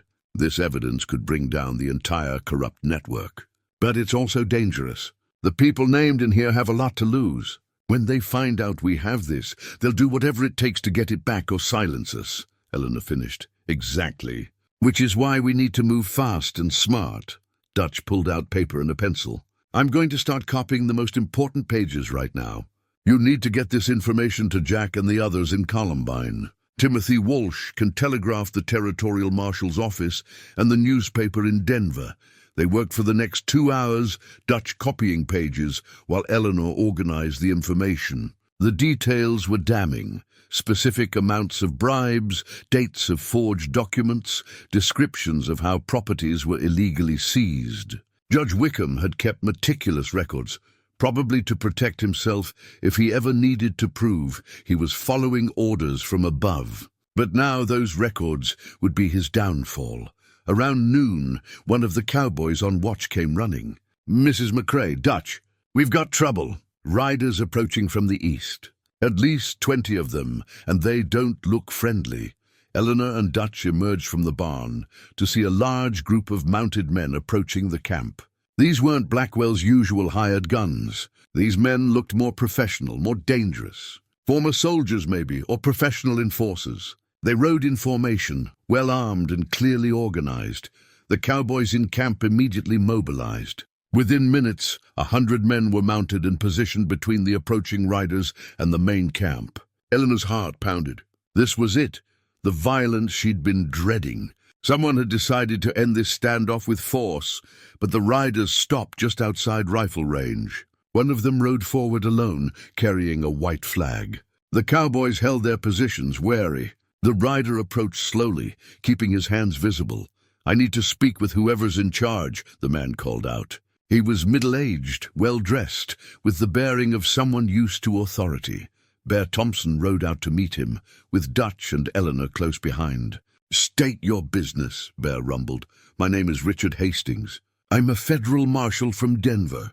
The man produced credentials. "I'm here because my office received some very interesting telegrams about corruption and land theft in this county. I'd like to hear the full story."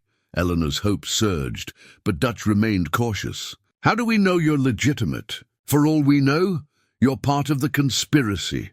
"A fair question." Hastings looked at Eleanor. "You're Mrs. McCrae?" "I am." "Then you should know that your daughter Margaret sent a telegram to my office 3 days ago. She's been trying to reach you but couldn't get through. She's worried sick. She also mentioned that her father rode with Jack Corrigan, and that if there were any cowboys in this territory worth trusting, it would be men who rode with Samuel McCrae." Hastings smiled slightly. "That's specific enough for you?" Eleanor felt tears sting her eyes. Margaret had been trying to help from Denver. "What did she tell you?" "Everything you've told the newspapers. Land theft, corrupt judges, forged documents. My office has been investigating rumors of this kind of activity for months, but we couldn't get solid evidence. People were too scared to talk. But then you called in your army of cowboys, and suddenly everyone's talking." Hastings looked around at the encampment. "This is unprecedented. 300 men camping out in support of one widow. It got attention in ways our normal investigations couldn't." "We have more than rumors now," Dutch said. He pulled out some of the copied pages from the ledger. "We have evidence. Documentation of every corrupt act, every bribe, every stolen property. It's all here." Hastings took the pages and read them, his expression growing darker with each line. "Where did you get this?" "Found it in Sheriff Albright's office," Dutch admitted. "I might have been trespassing at the time, which means it might not be admissible in court. But it's real. The original? Hidden safely. And we're making copies to send everywhere. Newspapers, the territorial governor, federal courts, Congress if necessary." Hastings looked up from the papers. "This is explosive. These names, some of these people are very powerful. They're going to fight back hard when this becomes public." "Let them fight," Eleanor said firmly. "They stole my home. They stole from dozens of families. They corrupted the legal system that's supposed to protect us. I don't care how powerful they are. This needs to stop. I agree. Hastings folded the papers carefully and tucked them into his coat. Here's what's going to happen. I'm placing Judge Harlan Wickham under arrest. Sheriff Duncan Albright, too. I'll need your full cooperation. Statements from everyone affected, copies of all documents, testimony about what happened. You'll have it, Dutch promised. And those men you rode in with? Bear asked, nodding toward the 20 riders waiting in the distance. Deputy marshals. I brought them in case there was resistance. Looks like I might not need them. Hastings looked at the gathered cowboys. Though I have to say, this is the most impressive show of peaceful force I've ever seen. You haven't fired a shot, haven't broken any laws, just made yourselves impossible to ignore. That was the plan, Dutch said. Make enough noise that even corrupt officials couldn't bury the story. Over the next few hours, the cowboy camp transformed into an evidence-gathering operation. Federal marshals took statements from Eleanor and other displaced families. Timothy Walsh's telegraph chattered constantly, sending copies of the ledger evidence to authorities in Denver and Washington. Newspaper reporters filed updates on the breaking story of widespread corruption being exposed. By late afternoon, word came from Columbine. Judge Wickham had been arrested attempting to flee. Sheriff Albright had surrendered without a fight when confronted by Jack Corrigan and federal marshals. The legal machinery that had protected the land thieves was collapsing, but Cyrus Blackwell was still in Eleanor's house with his remaining men. The property question remained unresolved.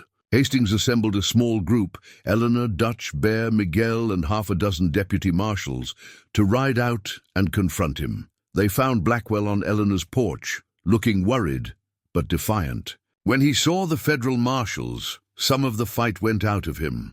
Mr. Blackwell, Hastings said formally, I'm here to inform you that the documents you've been using to claim ownership of this property are fraudulent. Judge Wickham has been arrested for his role in creating false deeds across 3 territories. You need to vacate this property immediately. I was just doing my job, Blackwell protested. I work for the Colorado Development Corporation. I didn't know the papers were fake. That will be for a court to decide, Hastings said. But right now, you're trespassing on Mrs. McCrae's legal property. You and your men need to leave. Blackwell looked at Eleanor, at the federal marshals, at the dozens of armed cowboys watching from strategic positions around the property. He was beaten and he knew it. Fine, we'll go. But the corporation has lawyers. This isn't over. Maybe not, Eleanor said quietly. But it's over for you here right now. Get off my land. Blackwell and his remaining men gathered their belongings and rode out. Eleanor watched them go, hardly believing it was really happening. After 8 days of occupation, after all the fear and uncertainty, they were leaving. Her house was hers again. She walked up onto her porch, and opened the front door. The house was a mess. Furniture broken, belongings scattered, the smell of whiskey and tobacco embedded in everything. But it was hers. She stepped inside, touching the walls, feeling the solid reality of it. Dutch Henderson appeared beside her. It's going to take some work to clean this up. I don't mind work, Eleanor said. And I'm not alone anymore. She looked out at the cowboys who'd stayed, who'd fought for her without ever firing a shot. I've got help. The victory felt real but fragile. Blackwell was gone, yes. Judge Wickham and Sheriff Albright were under arrest, true. But as Federal Marshal Richard Hastings had warned, the powerful men behind the Colorado Development Corporation wouldn't simply accept defeat. They had too much invested, too many stolen properties to protect, too much to lose if the full extent of the conspiracy became public. The cowboys understood this instinctively. They didn't celebrate. They didn't pack up and go home. Instead, they tightened their perimeter, doubled the sentries, and prepared for whatever retaliation might come. Jack Corrigan returned from Columbine that evening with the rest of the delegation and a full report. Judge Wickham had been caught attempting to board a train with 2 suitcases full of cash and documents. Sheriff Albright had claimed ignorance of any wrongdoing, insisting he'd simply been following the judge's orders. Both were being held in the federal courthouse in Denver awaiting formal charges. "But here's what concerns me," Jack said to the group gathered around the command post. "The corporation itself hasn't been touched. The men at the top, the railroad executives, the investors, the politicians who backed this scheme, they're still free. And they're going to want that ledger destroyed and everyone involved silenced. We've already sent copies to newspapers and federal authorities," Dutch pointed out. "Even if they destroy the original, the information is out there." "True, but witnesses can be intimidated. Evidence can be disputed. Juries can be bought." Jack looked around at the assembled men. "We need to see this through completely, or it'll just start up again somewhere else with different names." Eleanor listened to the discussion, her mind working. She'd gotten her house back, which had been her initial goal. But Jack was right. This was bigger than her property now. 60 families had been victimized. If the people responsible weren't held fully accountable, they'd continue their schemes in other territories, ruining other lives. "What do we need to do?" she asked. "We need to make sure every victim's story gets told," Jack said. "We need testimony that's so overwhelming, so public, that no amount of money or influence can bury it. And we need to protect ourselves while we're doing it, because desperate men do desperate things." Over the next 3 days, the Cowboys executed a plan that was part documentation project, part defensive operation, part publicity campaign. They fanned out across 3 territories, riding to every property mentioned in the ledger. They gathered statements from displaced families, photographed forged documents, collected evidence of destroyed homes and stolen livelihoods.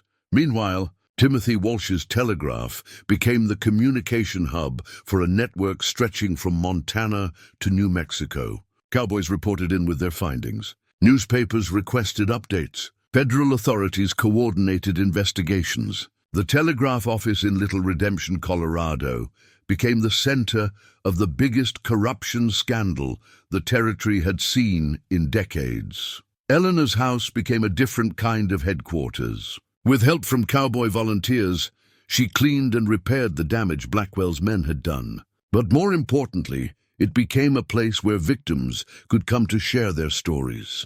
The widow Crawford from the next county over, the Henderson family, back from their temporary exile, the Yates family, who'd been holding out in their barn just as Eleanor had. Families Eleanor had never met, but who'd suffered the same injustice. She listened to each story, took notes, offered what comfort she could. And with each testimony, her resolve strengthened. This wasn't just about property anymore. It was about dignity, about the right of ordinary people to live their lives without being crushed by those with more money and power. On the 4th day after Blackwell's departure, a telegram arrived that changed everything.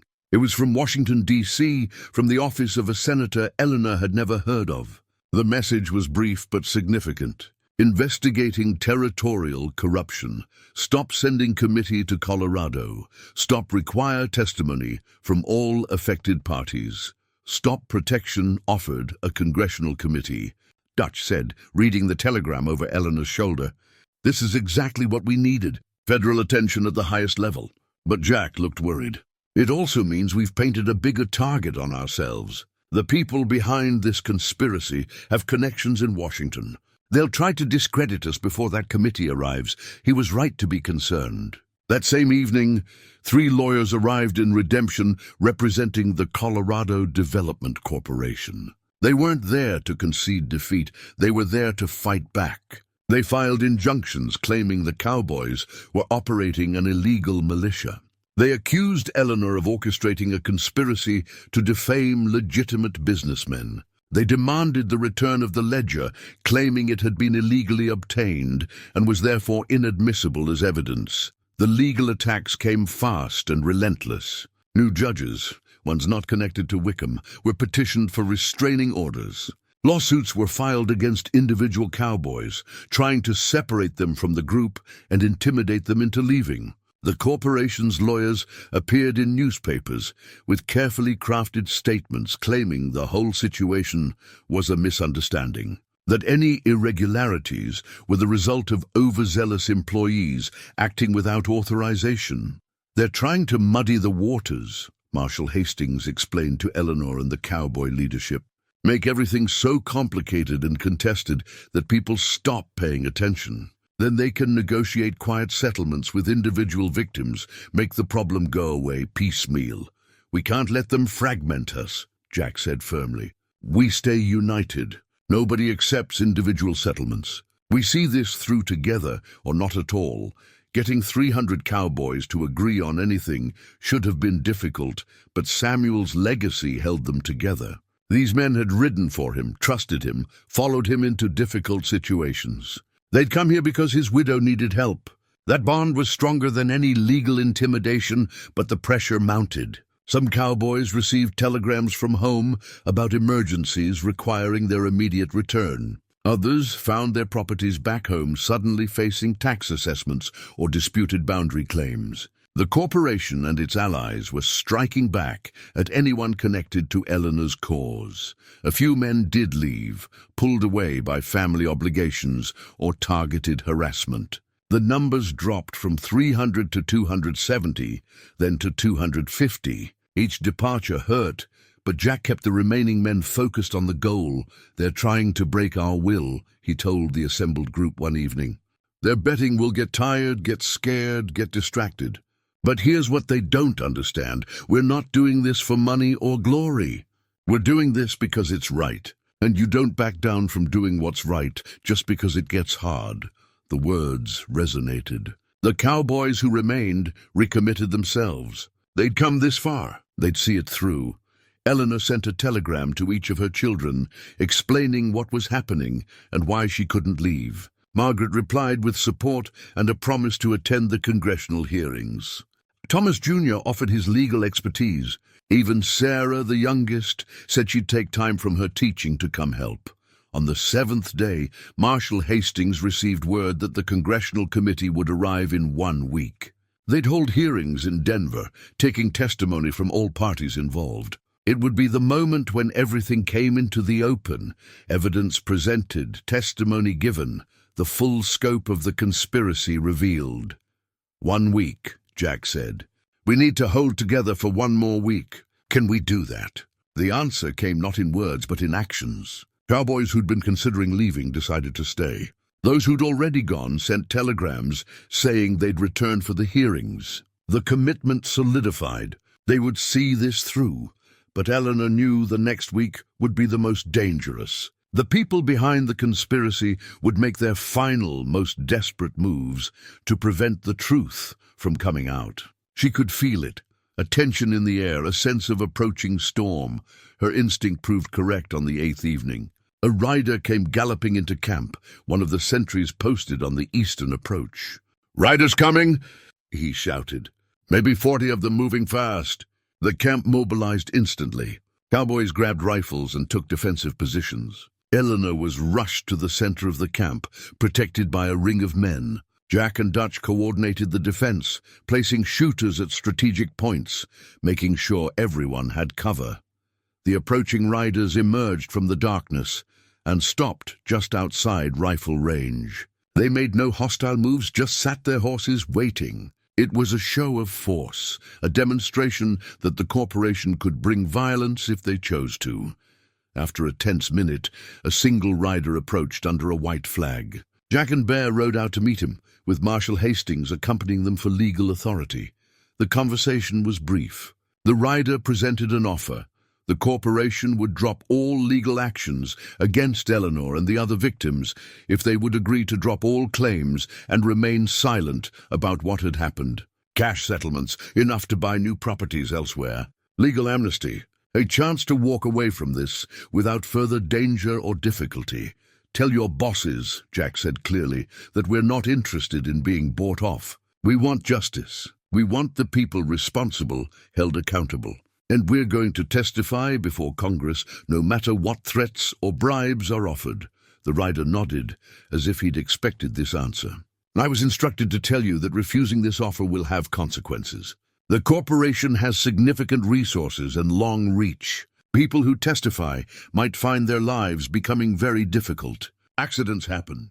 Properties burn. Families face unexpected dangers. Is that a threat?" Hastings demanded. It's a statement of reality, the rider said. The corporation protects its interests. Those who threaten those interests often regret it. Tell the corporation something for me, Eleanor said, riding forward despite Jack's protest. Tell them that we're not afraid. Tell them we've already lost too much to be intimidated by threats. Tell them that we're going to that hearing and we're going to tell the truth, and there's nothing they can do to stop us. The rider looked at her for a long moment, then nodded and rode back to his group.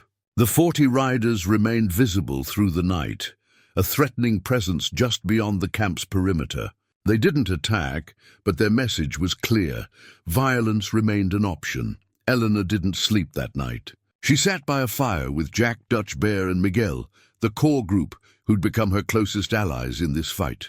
They're going to try something before the hearings, Dutch said quietly. They can't let us testify. Too many victims, too much evidence. They'll make a move. Let them try, Bear growled. We're ready, are we? Eleanor asked. These men are younger than us, more ruthless. They'll fight without honor, without rules. Can we match that? We don't have to match it, Jack said. We just have to survive it. Get to Denver, tell our story, and trust that the law will finally do its job. And if the law doesn't, Miguel asked softly, then we make sure the story gets told anyway, Jack said. We've sent copies of the ledger everywhere. We've given interviews to every newspaper. Even if something happens to us, the truth is out there. It can't be buried anymore.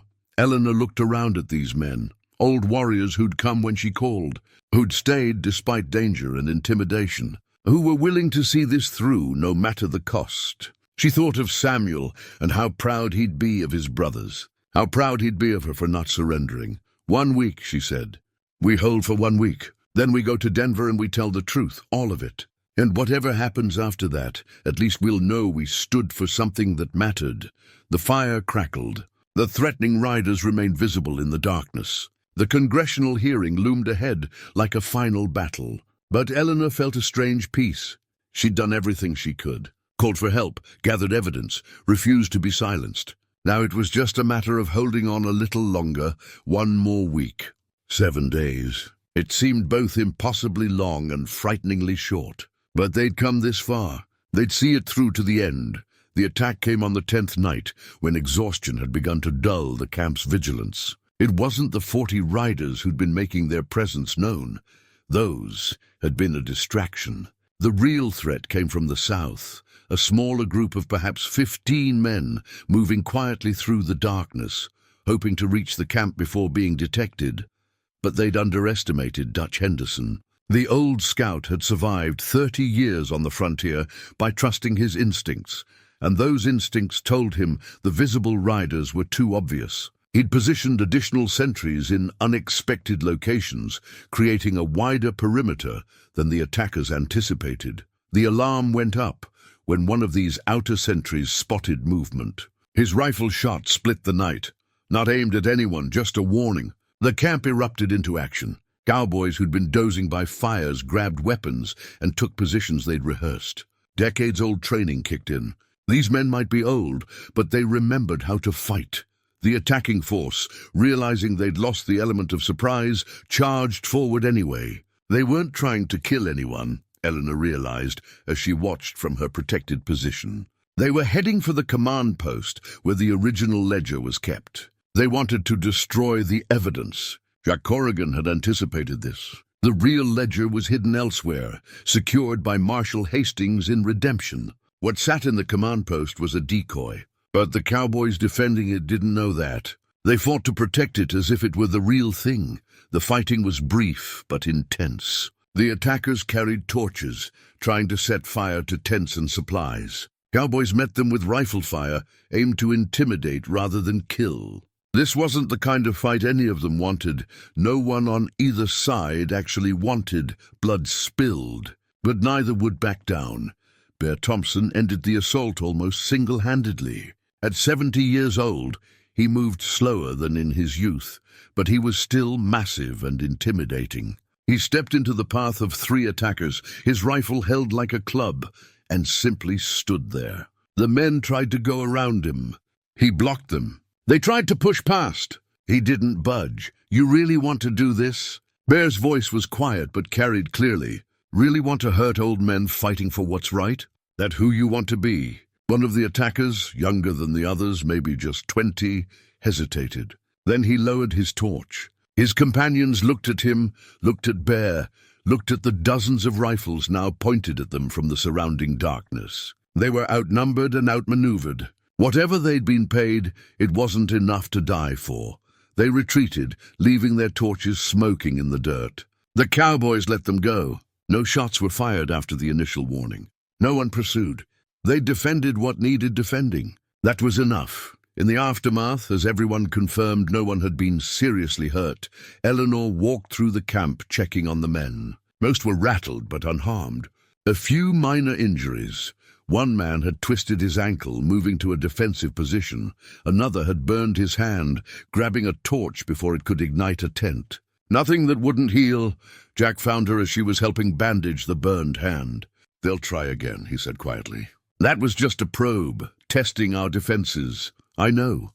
Eleanor finished tying the bandage. "But we held, for now." "But Eleanor, we need to talk about getting you out of here. You're the primary target. If something happens to you—" "No." Her voice was firm. "I'm not hiding while others fight my battle. I started this. I'll see it through. Samuel would want you safe. Samuel would want me standing for what's right," Eleanor countered. "And that's what I'm doing." "We all are." Jack studied her face for a long moment, then nodded. Stubborn, just like he was. But there was respect in his voice. The next morning, Marshal Hastings arrived with news. The Congressional Committee was moving up their schedule. They'd heard about the attack and decided to convene immediately, rather than wait another week. The hearings would begin in 3 days in Denver.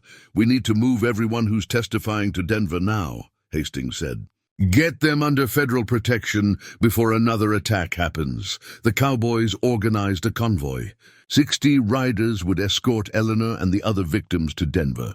The rest would maintain the camp, keeping pressure on the corporation and ensuring no one could claim the Cowboys had abandoned their cause. Eleanor packed her few belongings in the same carpet bag she'd carried out of her house weeks ago, but this time she also carried copies of the ledger, written testimonies, photographs of forged documents. This time she carried proof.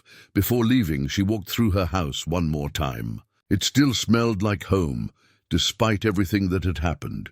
The walls held memories of 40 years with Samuel, of children growing up, of a life built with love and labor. She wasn't fighting just for property.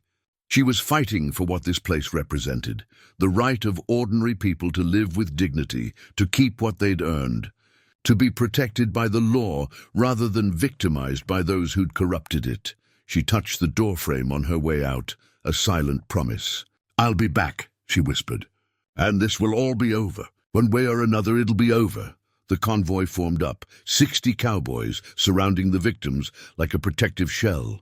Eleanor rode near the center between Jack Corrigan and Dutch Henderson. Behind them came other families who'd been displaced, all ready to tell their stories, all determined to see justice done.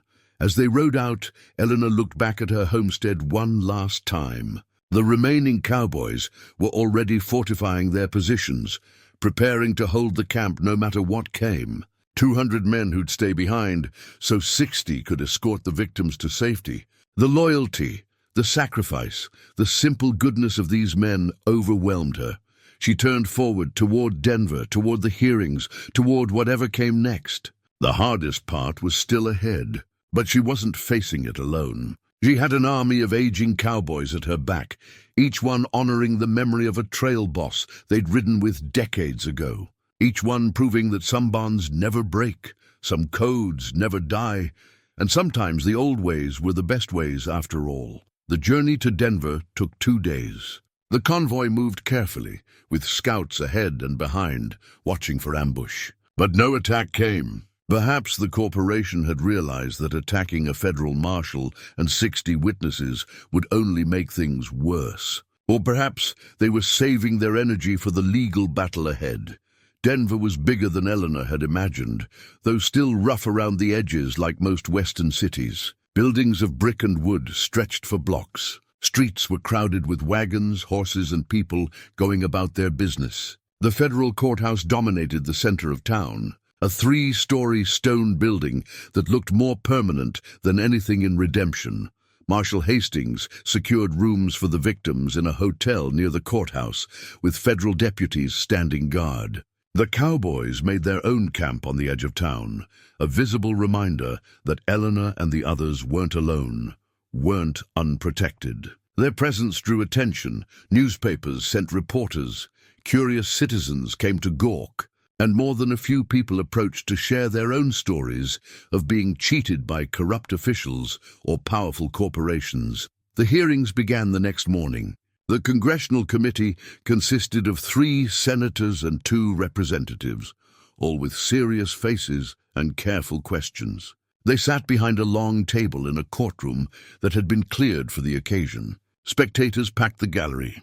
Newspaper reporters filled the front rows, pencils ready. Eleanor was called to testify first.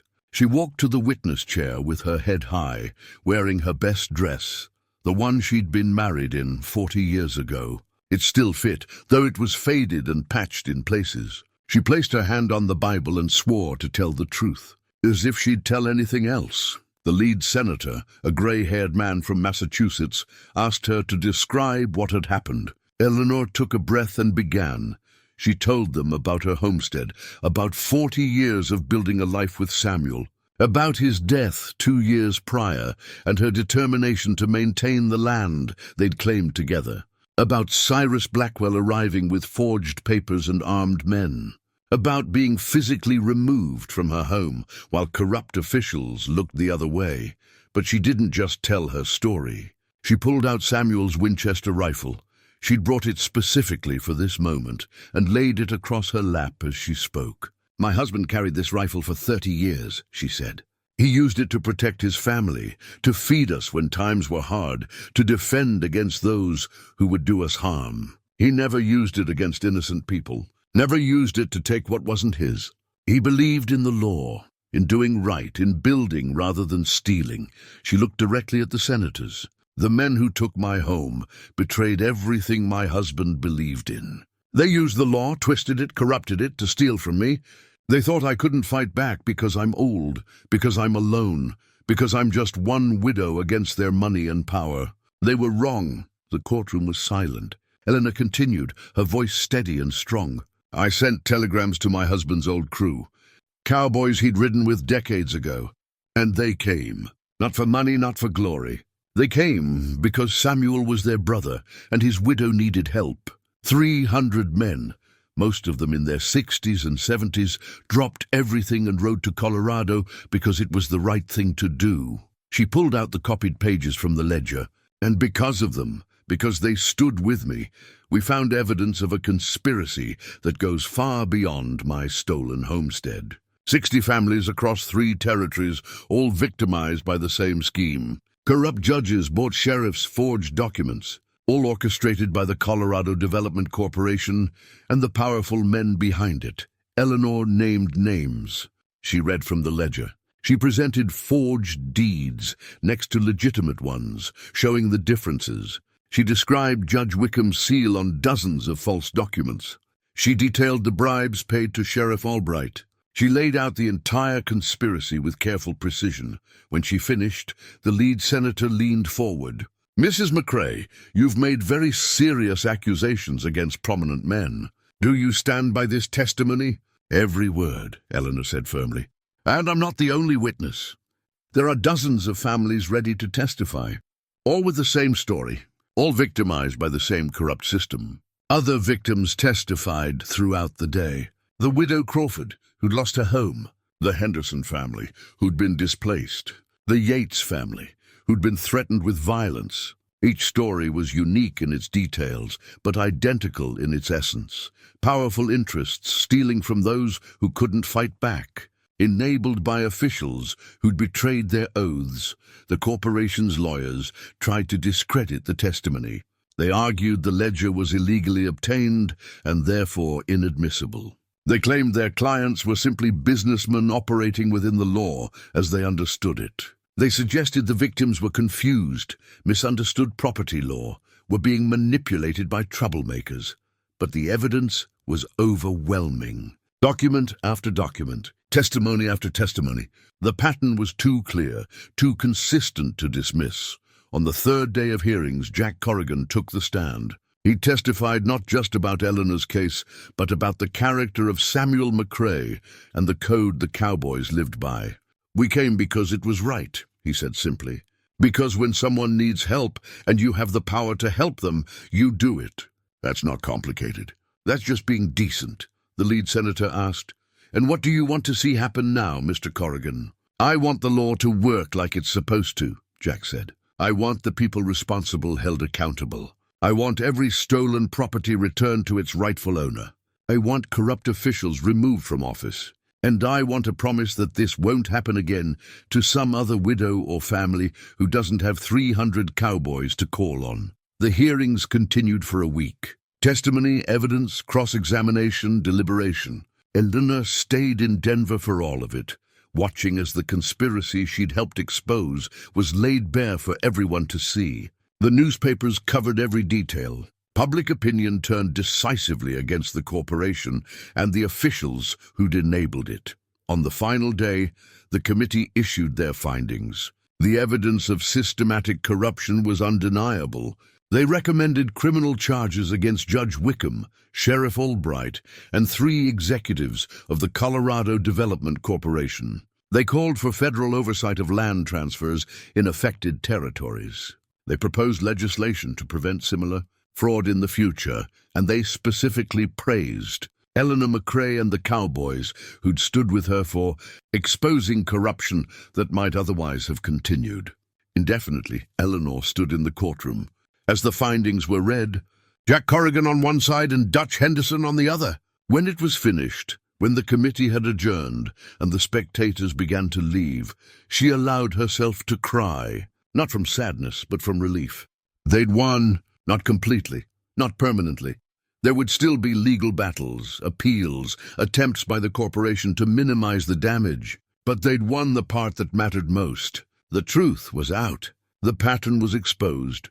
The corruption couldn't hide anymore. That evening, the Cowboys gathered in their camp outside Denver. Someone produced bottles of whiskey. Someone else started singing old trail songs. It wasn't exactly a celebration.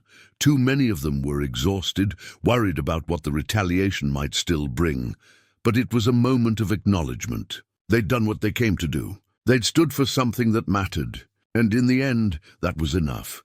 2 weeks after the hearings concluded, Eleanor McCrae rode back to her homestead. She wasn't alone. Jack Corrigan rode on her right, Dutch Henderson on her left, with 50 other cowboys following behind. They'd stayed to see it through, to make sure Eleanor got home safely and that her property was truly secure before they returned to their own lives. The valley looked the same as always. Mountains rising to the west. Grassland rolling away to the east.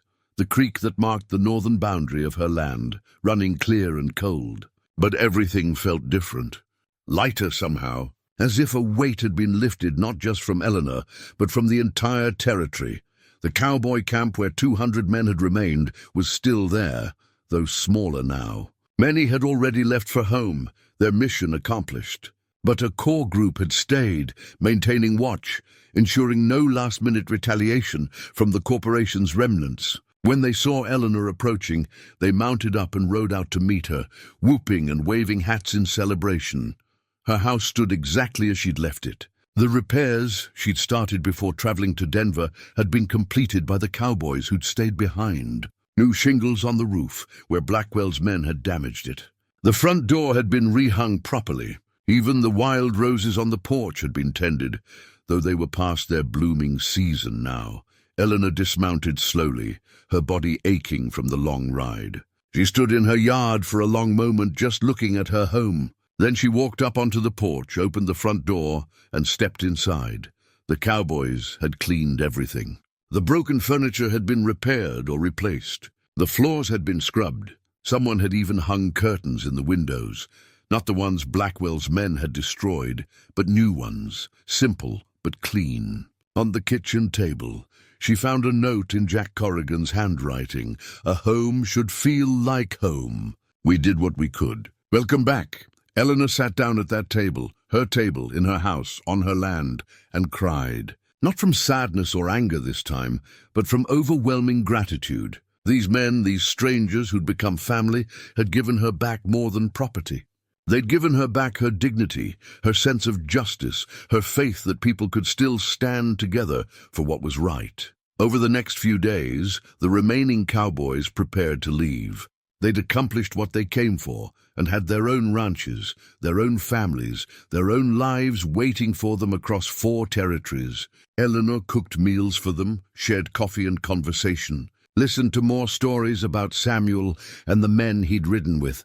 On the morning before the last group was set to depart, they gathered at her homestead one final time. 50 cowboys, their horses saddled, their gear packed, ready to go home, but hesitant to leave, as if acknowledging that what they'd shared here was special and might never happen again. Jack Corrigan spoke for all of them. "Mrs. McCrae, it's been an honor standing with you. Samuel was proud of many things in his life, but I suspect you would have been his proudest achievement. You showed courage that puts most men to shame." "I just sent telegrams," Eleanor protested, as she'd done so many times. "You're the ones who came. You're the ones who stood when no one else would. And we'd do it again," Bear Thompson rumbled. "Anytime, any place. You need us, you call. We'll come." "Same goes for any of us," Dutch Henderson added, looking around at the assembled group. "We all leave here today as brothers. And that includes you, Eleanor. You're part of this outfit now. Part of Samuel's crew. That's permanent."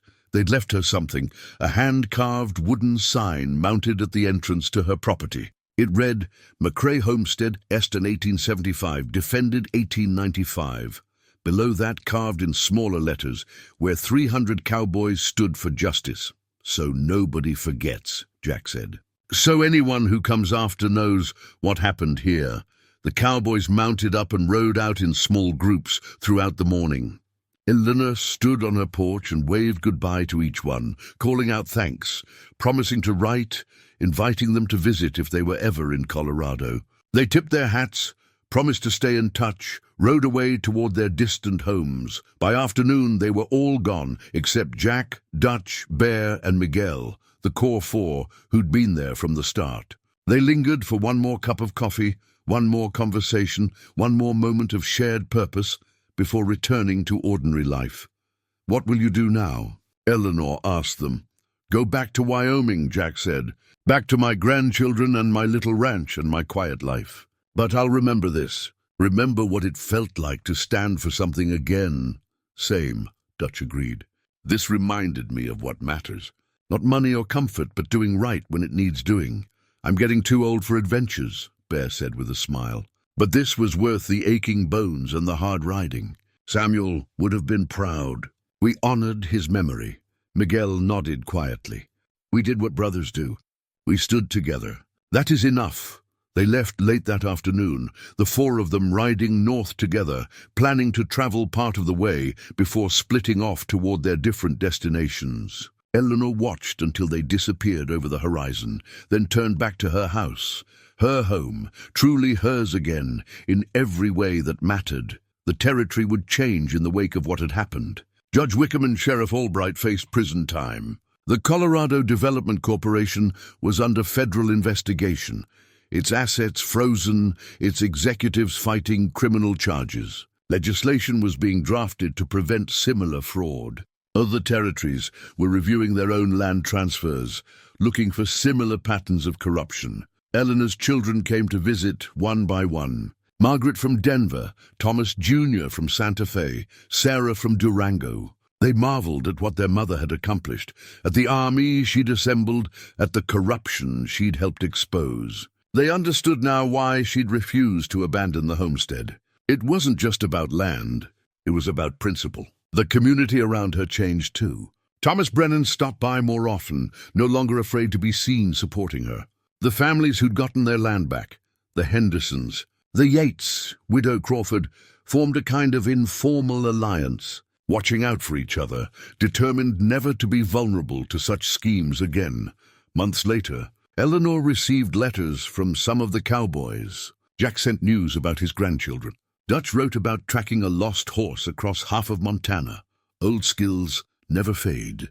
Bear mentioned he'd told the story to everyone who'd listen, and was now something of a local legend. Miguel sent a simple note: "Remember, you are family. Always family." On the first anniversary of Blackwell's arrival, the day her world had turned upside down, Eleanor stood on her porch at sunrise with her coffee cup, just as she'd done every morning for 40 years. The valley was quiet. The cattle grazed peacefully. The mountains stood eternal and unchanging. She wore Samuel's wedding ring, as always. She touched it gently, feeling the warmth of metal warmed by her own body heat. "We did it, Samuel," she whispered. "Your brothers came when I called. They stood for what was right. They honored your memory better than any monument ever could."